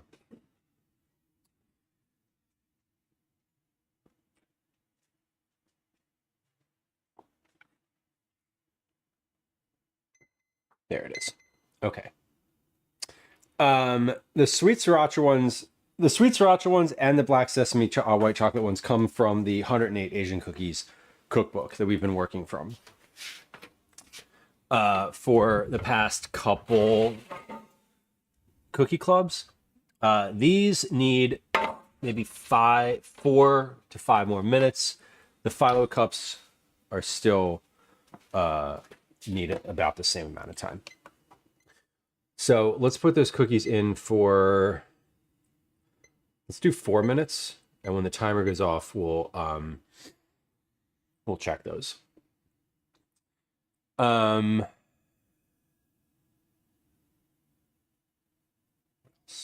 Yes.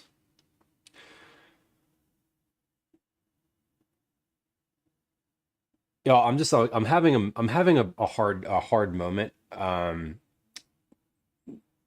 don't want to be like a downer because I know that like streaming is usually not a downer. But Daisy is on her way out as far as like her health. So that is likely going to be much sooner than later. And I'm just like, I'm trying not to share too much or overshare. But I think if y'all have been hanging around here for a while, you've sort of seen that happen. So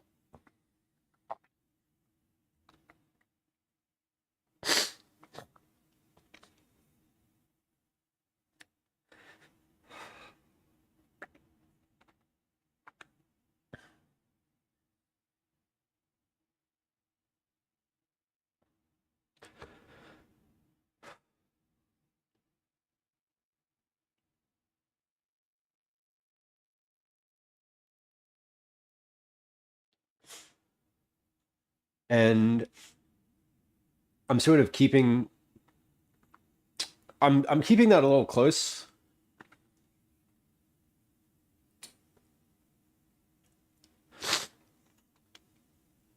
But like I'm just struggling with that in this moment.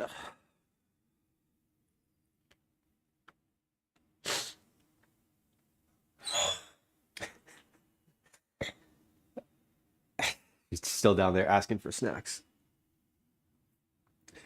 I'm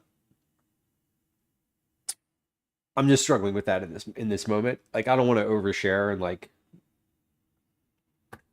give a lot of detail there.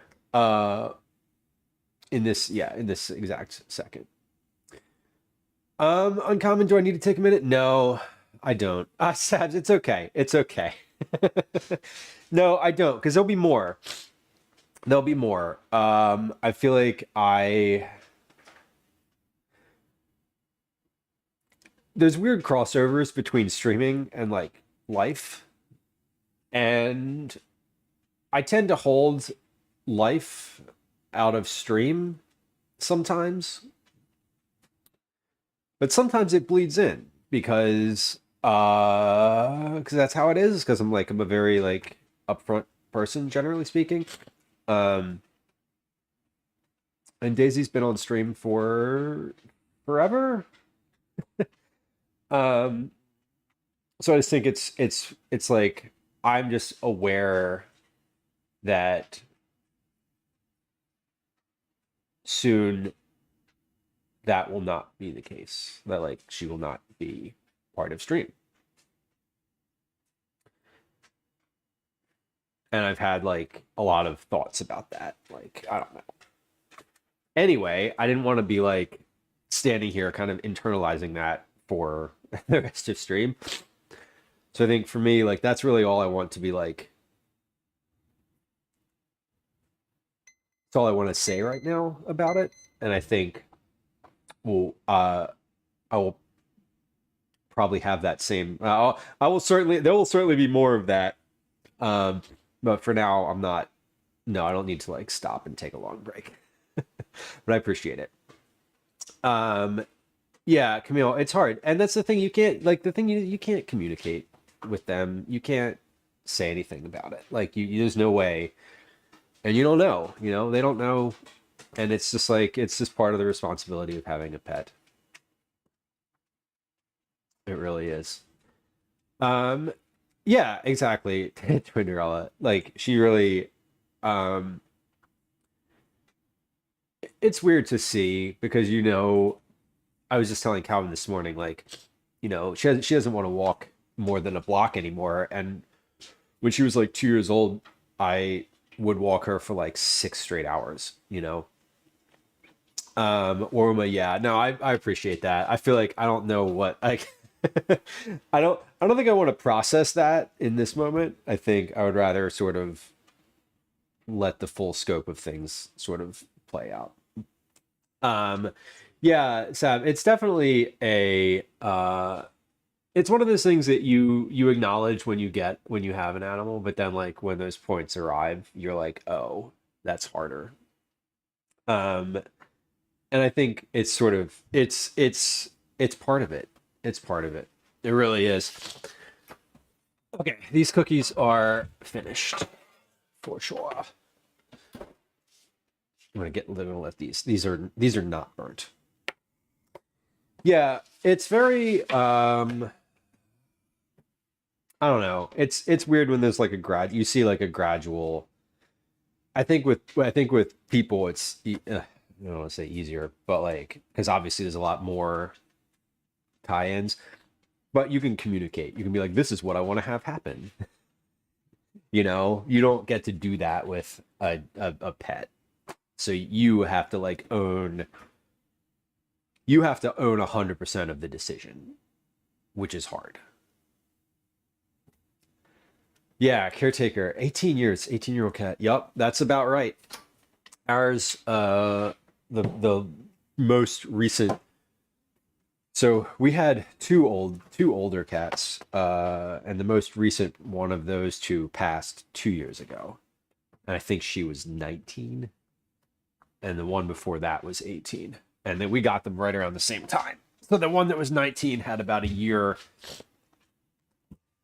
of being a solo cat.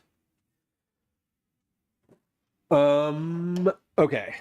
What am I waiting for? I'm waiting for the Phyllo cups. Let me set a timer for those. Let me put eyes on those. Let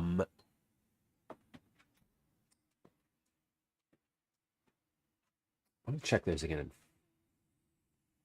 Let's do 6 minutes. I want to take an internal temperature on those, actually, when I check them again.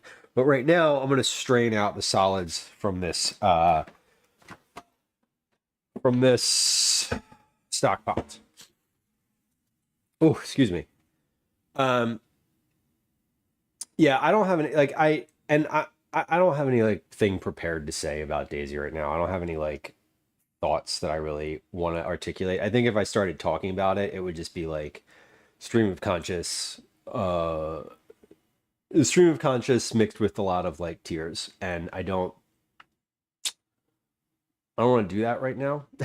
There's going to be plenty of time for that, and I don't think I wasn't sort of like ready to like do that on stream. So just that's but I also didn't want to stand here and be like I'm fine. Because that's disingenuous. So thank you for the kind words, y'all. I appreciate it. Sab says your kitchen is way too clean. Sab, I clean a little bit before stream. Generally speaking. I will tell you what you see in my kitchen is this little square right here. Just like let me show you. Let me just for like just so we put some let's put a reality check on here, okay? This is what the counter looks like. Okay. So this is the sink. These are all the dishes from stream today. We have a plant. We have like all, look at this. You can't even see this counter. So where I'm standing, that looks pretty clean. So I don't want to lie to you and say that the whole thing looks like that. Clean, yes. The counter's not dirty. It's just you can't see anything on it.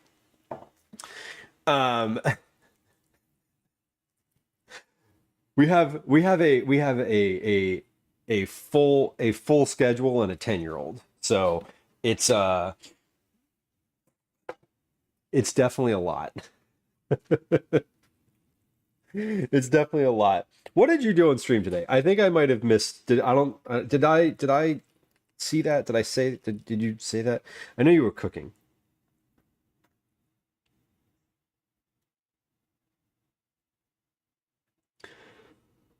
Oh man. Yeah, uncommon, and that's hard. That's hard.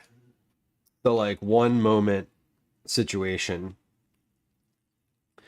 Daisy has only ever been aggressive to one animal that I've ever seen. And it was like 2 years ago. And it was on a walk and it was on our block. And a little tiny dog ran out of the garage, ran out of a garage of a house like farther down the street. And Calvin was walking Daisy, and she like barked real big and like didn't bite, but she used her head and like put that dog on the ground. Lady Larry says, I feel so much better after seeing that. Listen, I was just like, yeah, the kitchen's clean, but there's not an available surface for things. Like, now, what's on that counter? There's a box that needs to go in the recycling. There's a pile of cast iron pans. There's a ton of dishes. Like, okay, Kathy, got to concentrate on work for the next 15 minutes. Good luck. Thank you for hanging out today. Seth says, I made sugar cookies and finished up a pound cake with strawberries and whipped cream. Hell yeah. Dark chocolate and orange focaccia. Okay. That's a good one.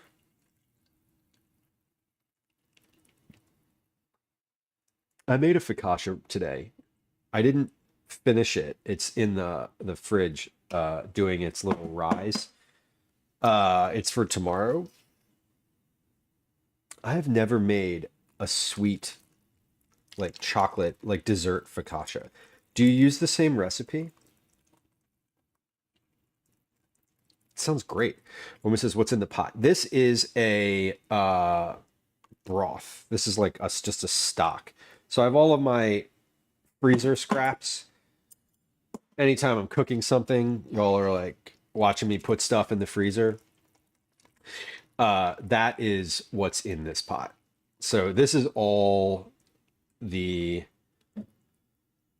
the carrot ends, onion tops, onion peels, corn cobs. There's tons of different herbs. There's mushrooms in here. There's mushroom pieces in here. Same dough, mix-ins of dark chocolate and orange. That sounds really good. And now I'm like, I feel like I kind of would like to do that with the focaccia that I made today. Like something like that. I've never done a sweet focaccia. It's always just like red sauce. Okay, how are these phyllo dough situations coming along? I said I wanted to take the internal temp of this, so let's do that. Okay, I'm at 170 inside, so that is certainly hot. I think I'm going to let these go for another 4 minutes. Then I'll pull those out. Everything in there is cooked. Everything in there is completely cooked, so it's not like I need to worry about that. I do want the phyllo dough to be completely cooked though. And it should be. On the top it's starting to get, it's pretty like golden. What I want is like some bits that look, just a few bits on the top that look burnt. And then I think we'll be pretty finished. So yeah, so this is just a broth. There's also chicken in here, chicken bones. There's red onion, there's garlic pieces. I cut up a red onion and a bunch of garlic to put in here separate from the scraps because they were just in my cabinet, and I'm like, okay, I can cycle through these. I'm gonna be getting some more. I'm going to the grocery store tomorrow. There's a piece of a turnip in here. I'm going to be going to the store, several stores tomorrow. We're going to do Reading Terminal. Also going to do a regular grocery store. And I may end up, depending on what I need to test this weekend, I may end up at like a specialty grocer too, but probably not. Probably not, because all the testing that I'm doing is for ostensibly easy recipes. So having like specialty grocer ingredients is usually not their vibe. Chocolate orange sourdough focaccia makes living a quarter of the country away rather difficult. It sounds good to me. I'm very into this idea. I've never considered that you could make a sweet focaccia. That's not true. I've considered it, but like I feel like every time I hear about a sweet focaccia, it's like news to me. Getting a strainer basket. Uncommon, I have a strainer basket, but my issue with that is like it fills up really quickly. Like there's a lot in here and it drains really slowly. I'm going to run this through a strainer basket once I have all the big solids out. I know, well, Uma, it's like every single time I'm surprised by the fact that you can make a sweet focaccia. Like, I know that I've heard of this before, but I'm always like, oh, that sounds really good. And then when I'm making focaccia, I'm like, red sauce and cheese, obviously. It's a pizza. What else would you do with it?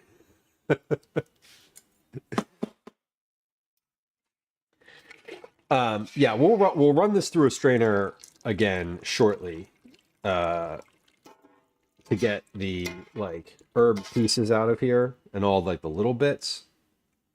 I'm not going to run this through. I don't think I will. I usually don't run it through any type of like cheesecloth or anything like that. Because this broth, this is for the house. Like it's just a general purpose broth to use for whatever I want. you know, make rice with it or soup, mostly soup. But occasionally I'll use it for like, you know, in place of water in a recipe.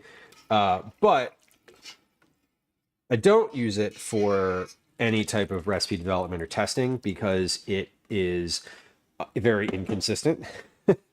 Like I've never made the same broth twice. Sometimes it's really good. Sometimes it's a little bit spicy.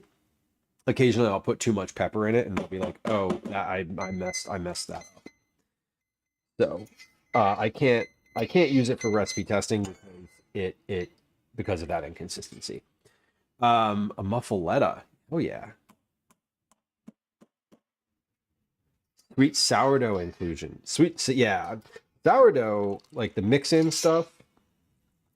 They sell some really interesting breads. There's a vendor that we go to at the that goes to the farmers market called Tom's Bread here in Philadelphia. They do a bunch of different like loaves like that, and they're always really good.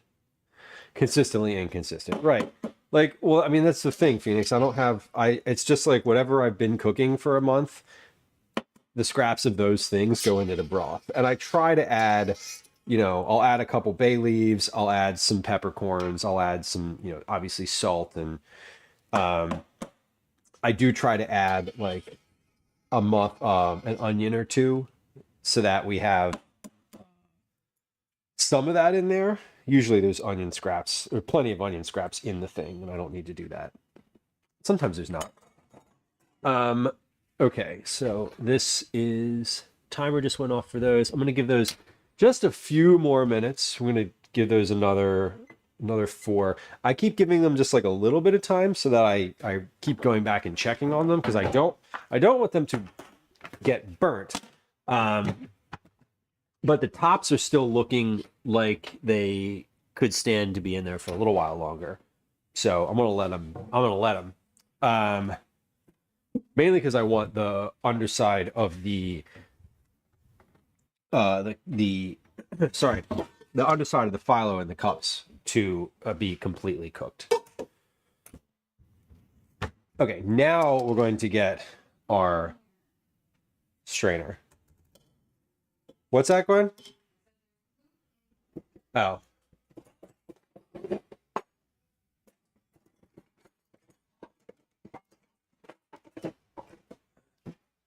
Okay. Let's get our broth. Now, I was going to get the scoop, but this is a much easier thing to use. So now I am going to run this through just like a strainer. I'm running it into a separate pot. And then maybe from this pot, I might actually just package it out of this pot.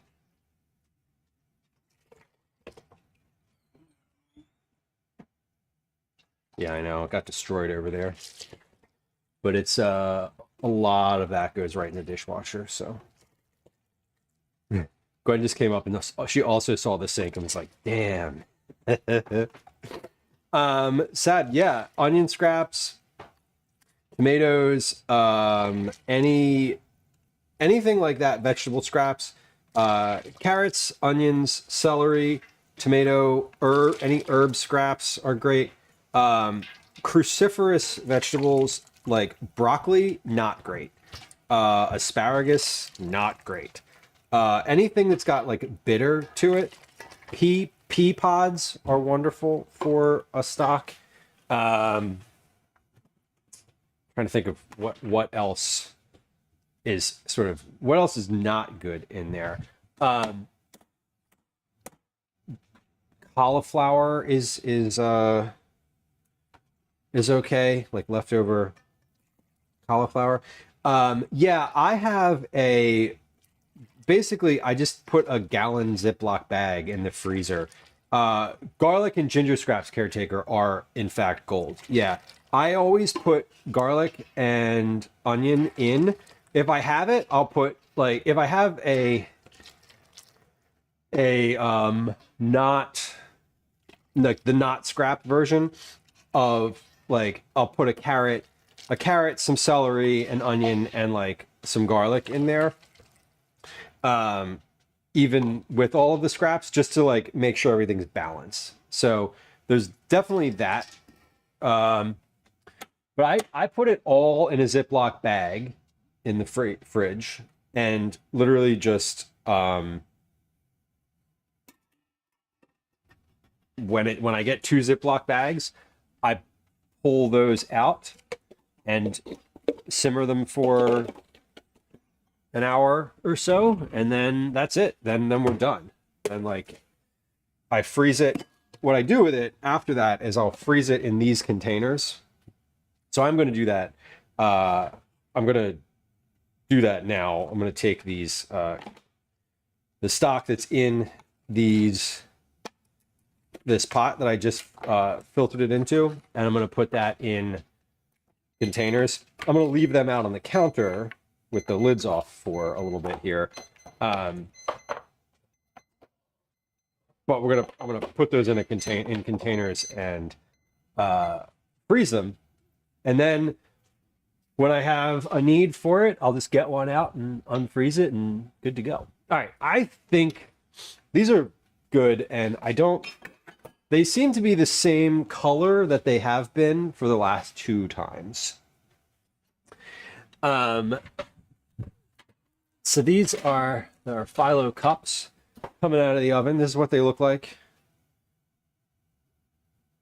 And we're going to put those on the counter here just to cool off for a few minutes in that tray. I'm going to take this broth and scoop it into these containers now. And we're just going to sit that out on the counter and it's ready to go. You know what I should do? Before I package it in individual containers, I should taste it. Let's see what it tastes like. This is a thing where, like, if it needs more salt, I'll put more salt in it right now. But if it's like flavor-wise, if it's like really far in one direction, I'm not going to balance it in any way. I'm just going to remember that that's what it is. Yep, this is fine. This is good. That is not as heavy as it is sometimes. This has sometimes it's really like it feels thick, like the mouthfeel of it is thicker. This is light. This has like a more watery mouthfeel. It's less silky, more water. If you're like, what are you talking about? It's just a different texture. Uncommon, yeah. Onion peels and garlic peels are awesome. The whole thing, yeah. All of those. What I love doing. So my usual kind of methodology here is to keep a bowl on the counter as I'm cooking.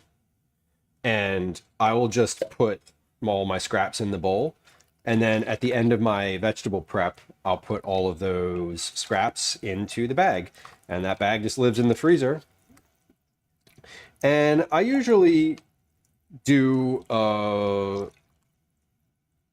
maybe about every 3 months, 2 to 3 months, I will end up with I'll have a lot of scraps.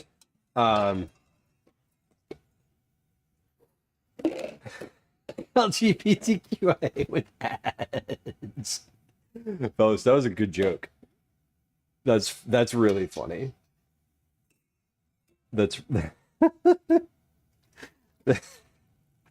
that's really funny. The stock though, you can also strain it a little bit more than I did. I just like to get all of the main like chunky solids out of it because I'm not using this for anything specific. It's not like I'm using it for a soup that needs to be clear or something. If I was, I would probably just strain it again when I was using it. Probably not though, honestly. I don't generally strain everything like that. Sometimes, very, very infrequently, if I see that it's really cloudy or there's like some compelling reason to do so, I will strain it further. But generally speaking, it gets the spider strainer, and then it gets the wire mesh strainer, and then that's it.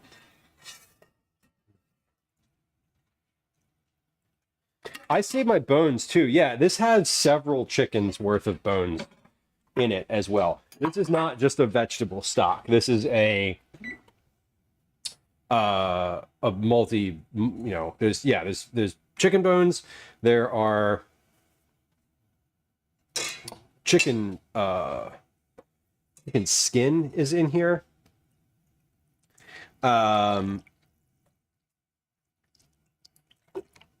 Chicken, I don't in this one, but I've definitely just poured the chicken fat right into here too. But one of the things that I like to do, which I did today, is roast a whole chicken, and then you just take the bones from that and you put those in the bag. Now, I, for my own purposes, keep a separate bag that is bones, because if you're making a broth and you want to make like just bones, you'll have the option to do that. Functionally, also, if you are combining the two and you're doing like I do, where you're making bones and vegetables, you always want to cook the bones for a little longer than the vegetables, because it takes longer to sort of render out the goodness from them. Whereas the vegetables, if you put the vegetables and the bones in at the same time, at the end of it, the vegetables are going to be so spent that it does sort of like start to get a little bit bitter, or it can. The broth, I mean, can get a little bit bitter.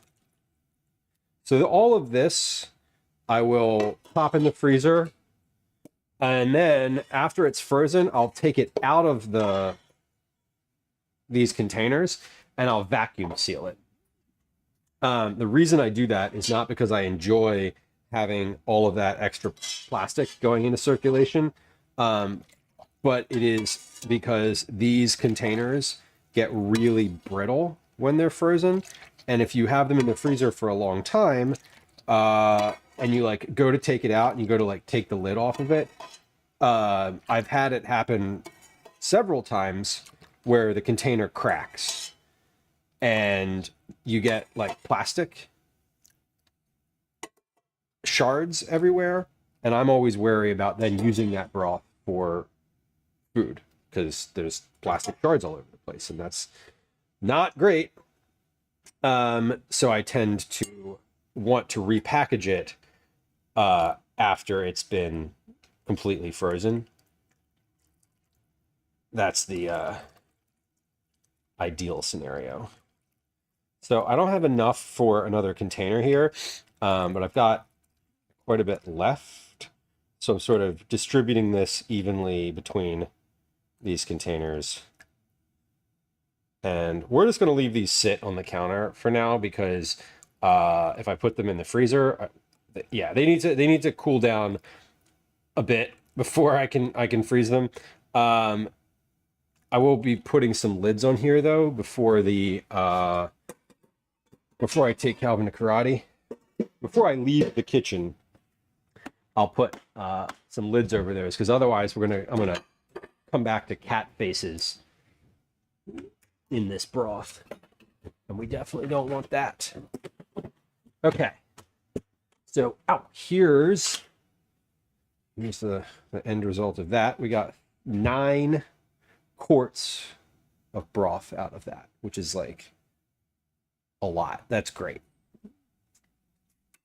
So I roasted a whole chicken today. We used the bones for the broth. We used the meat for these Phyllo cups.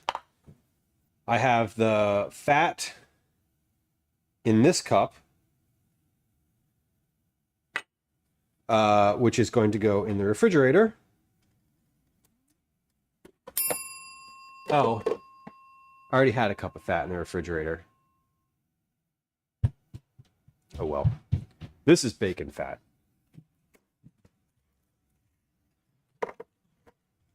Okay. Calvin, I see you. Ready for karate. He's ready. Okay. Do you want a cookie? What kind are they? There's these. There's black sesame, white chocolate. There's a sweet sriracha. And then there's a cinnamon. These are from the freezer. You've had all of these before already. You can get something else too. I just, I thought if you wanted a cookie instead. Okay, well, right Are you on camera right now? No. It's like a little ghost is opening the door. You can see the door. You can see the door opening, and you can see the top of your hand rooting around, but that's it. Okay. Where are we with regard to stream stuff today? All right, so lids for all of these. Lids for all of these. We need 1, 2, 3, 4, 5, 6, 9, 8, 7. Okay. So I'm just going to put some lids just cracked on top of here. Yeah, a little hint of whisker in my broth. Not really what I'm going for. There's already fur in each of these. Every one of these has cat fur in it, guaranteed, because it's just in the air right now. We had a cat right here, like minutes ago. Not right here. He was over here. He was just off camera over there. Okay, let's cut one of these open though and just see what that looks like. First thing I need though, I need to get a little beverage. We are working through that iced tea I made on stream the other day. I already finished the first pitcher. I made this last Thursday, so this is mushroom dandelion black barley iced tea. Seth, thank you for coming through. I'm glad that you caught the stream.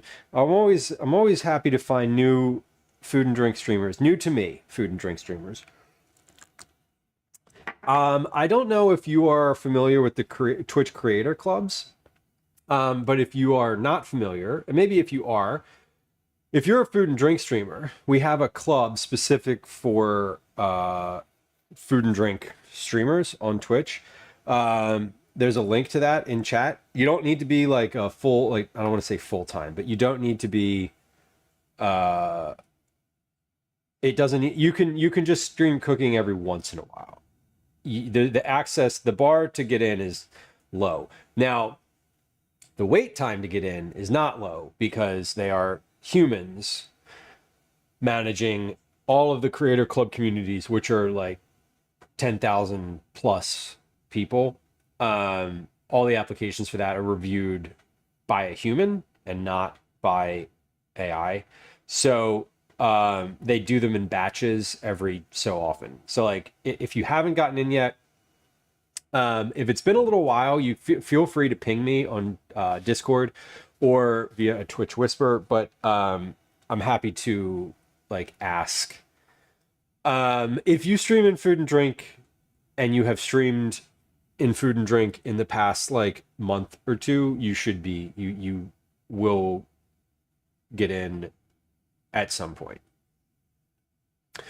So just like FYI, there is a longer than you would think wait time to get applications approved.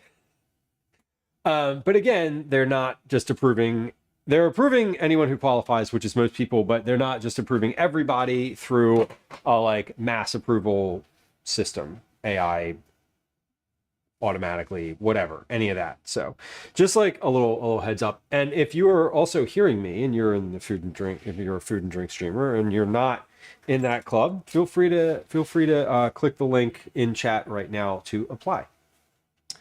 Okay. Let's open up one of these and see how they are inside. So, y'all, these are puff. No, they're not puff. They're puffy, but they're not puffed. They're actually not puffy.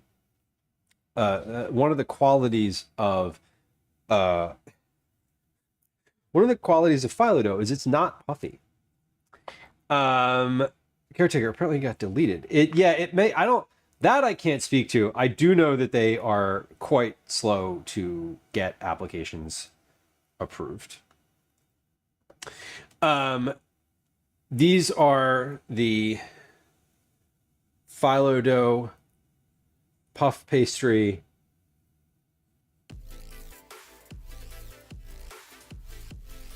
situations that we have. Nine, welcome in.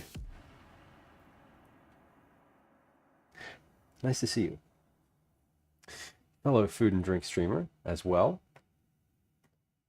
And what were you making on stream today? Caretaker, if you do if you do apply and you don't hear for a while, again, please feel free to message me. I don't approve applications, but I can ask. I can follow up with the folks who do the application approvals as one of the advisors for the Food and Drink Club. I can do that. 9, welcome in. 9 and 12, friend of the stream, fellow home cook, food and drink streamer, fellow person on the internet who I appreciate. Thanks for bringing some friends through. We're doing a little food and drink stream today, as usual. We're in the middle of, we're about to try one of these Phyllo dough cups. So these are so the bottom of these looks good as well. That's what I was hoping for. A nice brown, crispy looking bottom. For those of y'all who are new to stream, for those of y'all who are hanging out here, we've had some food and drink streamers come through today. Most recently 9. If you are 9 or 12, if you're into watching folks cook on the internet, worth following. Friends who joined us, my name's Lou. This is a food and drink stream.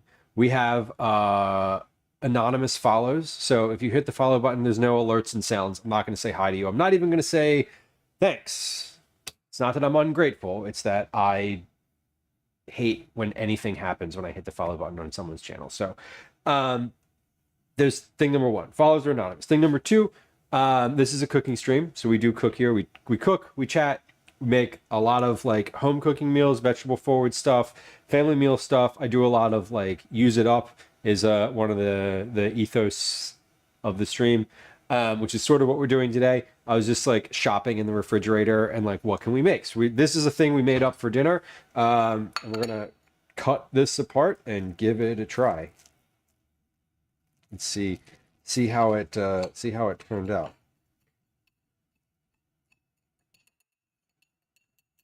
There we go. Nice. Yeah, I feel like there's always, when I go into a new stream, I will never hit the follow button until I know what happens. And if I see someone follow while I'm there and like lurking, and the streamer's like, "Hey, thanks for the follow, user, welcome in. Where are you from? Blah blah blah." I have 0 chance I'm going to hit follow. I will take that link. I'll put it in a draft that I have in Gmail with the subject line called "Follow Offline." And maybe once a week I go through once a week I go through and follow like a bunch of people who I was like, oh, I should follow them. It was fun. When they're not live. Did I scare you when you followed me? No. And if I follow someone live, when they're live, there's probably a reason probably because it's either anonymous or like it's just the person's just like, hey, thanks for the follow, and then they like let it go, you know. More rarely, I'm feeling extremely chatty in that moment. That's not likely. That's extremely rare. Here's what we did. Here's what the inside of these looks like. These are, again, phyllo dough puff pastry, or phyllo dough cups, for lack of a better term. They have rice, they have chicken, they have peas and corn and mozzarella cheese, pesto, and seasonings. Seasonings of some variety. So this is just a use it up meal. I was like, what am I gonna make today? Yeah, these should have an egg in them. That just fell apart. Some sort of binding. The mozzarella cheese being shredded would be good, because then it would like incorporate, sort of hold everything together. An egg mixed in here would be wonderful. Either would be great. Neither is what I did. So these are kind of falling apart, but they taste good. Like the taste is there.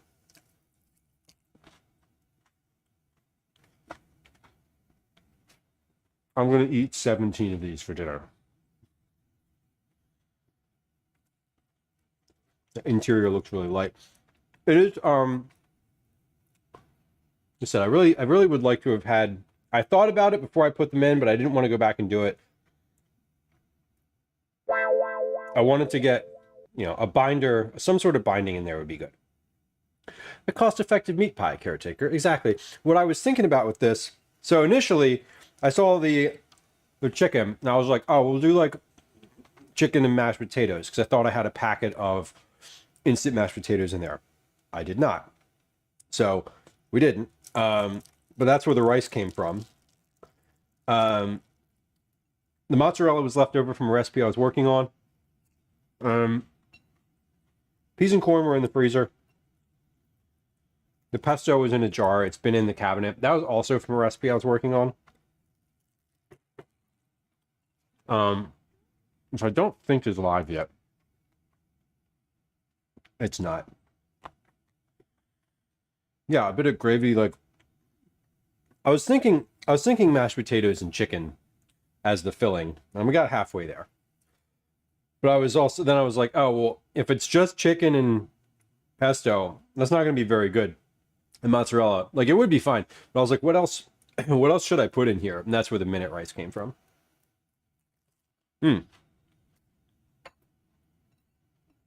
That's really good, though. I'm pretty happy with that. The puff pastry, I keep calling it puff pastry. The phyllo dough is super flaky, but it turned out really well. Very happy. Megan, welcome. Hello. Happy Tuesday. Happy Tuesday. It is indeed Tuesday. For a little while longer. Okay. So those are good. Very happy with these. We're gonna leave these for dinner. I'm not gonna package these and put them in the fridge or anything.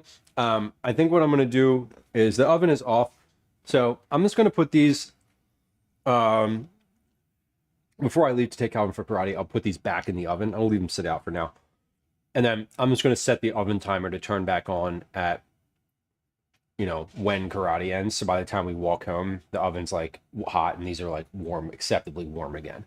They're not going to cool down to the point where they're cold, but they would cool down to room temperature if I left them while we were gone. The other things that we did on stream today are, so we did the broth, we did the phyllo cups, we made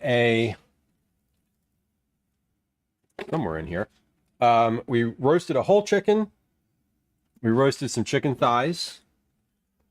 And if I can find it, I'll show it to you. Here it is. Yeah. We made a red sauce for tomorrow's focaccia. This is just a raw crushed tomato with garlic, olive oil, and salt in there. Follows on the menu soon here too. Nice, Nine. That's great. Have you made baklava before? It's really fun. It's one of those things that's super satisfying. I'm assuming you've made it before, given that you're saying, yeah, I got a new recipe. Meaning that the old one was probably acceptable, but new is exciting. And then speaking of exciting, this focaccia dough started at that blue line, and it's risen quite a bit. So this will tomorrow. By the time I make this tomorrow, it'll be full. I thought you were changing to a sweet one. I'm thinking about it. I'm still considering it. I made the sauce before that conversation happened, so it's the sauce will still be good though. I could freeze the sauce. So we made the focaccia dough. We made a sauce for it. We made the Phyllo cups. We have broth that is over here. We roasted chicken for some indeterminate purpose. And I also have cookies that I made out of the oven, or out of the freezer rather. Cookies I made in the oven. They came out of the freezer to go into the oven. I didn't mix them today, I guess is the point that I was going to make. But these are two of our Cookie Club cookies that have been frozen. We have our sweet sriracha and black sesame white chocolate. And then some cinnamon cookies of some variety. I don't remember what these are from. These are supposed to have cinnamon and sugar around the outside of them, but they don't. I know, I'm kidding. See here, so here's the thing. I'm glad that you're kidding. One, two. I don't get jokes, so it's a literally like a limitation for me. So I take things like very literally in some ways on the internet. So if you say something, I'll just take it at exactly what it is. I refuse to freeze cookie dough. Why is that? I keep a bag of cookies in the freezer, and anytime I want cookies, I just make them. They're not as good as when they're fresh. They're never as good as when they're fresh. But these are pretty good. It's sort of like a snickerdoodle. It's not a snickerdoodle because it's not flat. Oh, it's definitely better fresh. No question about that. My thing is, I like to keep a few in the freezer because when I want a cookie, I can either make it, go somewhere and buy it, or I can do like a middle ground of where like I've already made it and it's not quite as good, but it's still a cookie. No, and that's awesome. I'm glad that you liked it. Another useless but low-key badass invention idea. An oven with a freezer drawer. How does that work? You just dump it. It dumps from the freezer into the oven? I mean, two things in one place.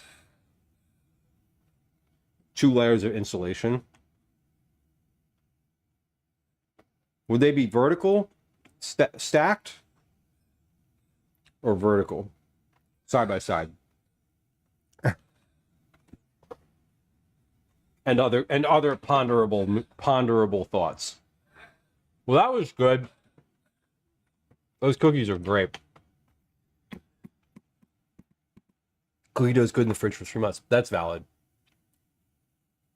I will admit that I have pulled cookie balls out of my freezer that is more than a year old before. I've definitely done that. They were not as good. But I have shortbread cookies in there. Megan, it probably would be tough to keep the temp.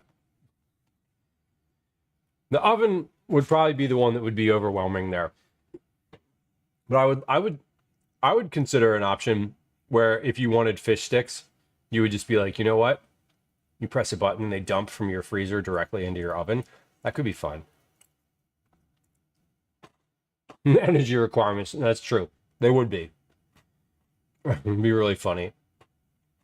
It seems unnecessary, and also like I'm curious.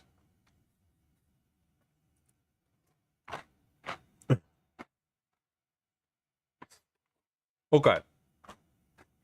Well, I think we're finished today. We're going to stream again. I think I'm going to stream again on Saturday. That's my schedule says Saturday. Saturday, I hope to do an IRL stream. Now, I mentioned earlier in stream that I mentioned earlier in stream that I was switching IRL like service providers. If I start that process this week and don't finish it by Saturday, then we will be doing a kitchen stream.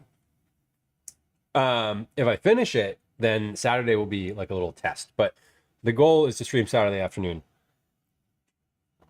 doing something. Not really sure exactly what. IRL is the goal. We will not be live tomorrow or Thursday or Friday. I know I'm usually live on either Wednesday or Thursday. We got stuff going on this week and I won't be able to do it. So, Phoenix, yeah, it's cooking from the Jetsons. I love that idea, generally speaking. We today are, I think I know who we're going to raid. We're going to raid someone we have never raided before, which is super fun. I'm pretty sure, but let me like confirm that is the case. Let me confirm they're still live. I saw them live a few minutes ago, or like a bit ago, but okay. Yes, looks like they're live. Great. We're going to raid a fellow member of the Twitch creator food and drink creator club. We're going to we're going to raid another member of the Twitch food and drink creator club.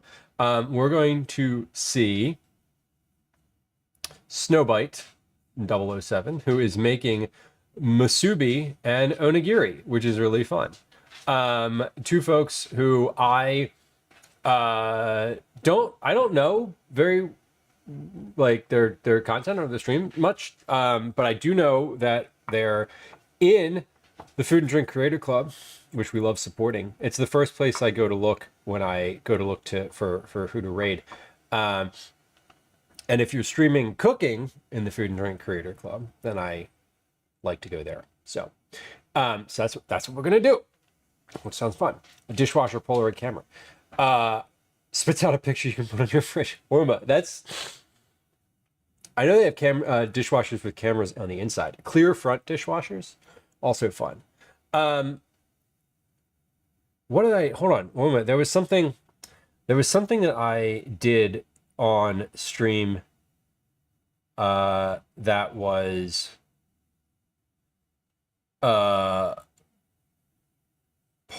something that you suggested. Oh shit, my lurk tracking is working. That's amazing.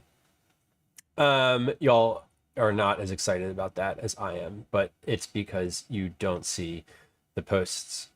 Let's see. Updates we made for stream today. You can search clips now, command search clips. And then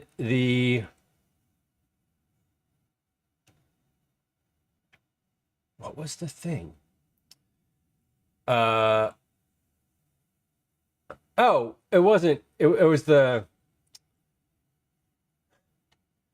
click me thing that pops up every hour now. It was not the transparent charm. That's still on the roadmap. I did not get to that yet. I remember you had mentioned at some point, like, oh, people did, like, someone that you followed has like we were talking about lurks and how to get, like, how to keep track of lurks and blah, blah, blah. But that click me thing that pops up every once in a while was inspired by that comment. Okay, we're going to start this raid. Let's start this raid. Okay, the raid is started. Great. Here are some goodbye sounds you can play. Here are a few raid messages in chat, and here are a few social media links also in chat. Hey, look, the bot did 1,000 chat messages. Amazing. Fun. Okay, y'all. Well, I appreciate you hanging out today. We'll be back. Good night, sweet prince. We'll be back at some point soon. Saturday. We'll be back on Saturday. You can check the Discord for updates. You can check the schedule on Twitch. You can check the Discord. You can check the calendar. There's a command calendar. You can actually like look at a real for real calendar.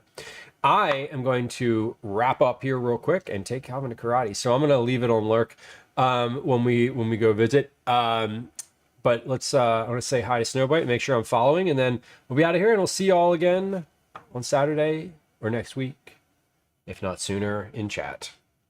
All right, y'all. Have a good one. I appreciate you. Bye.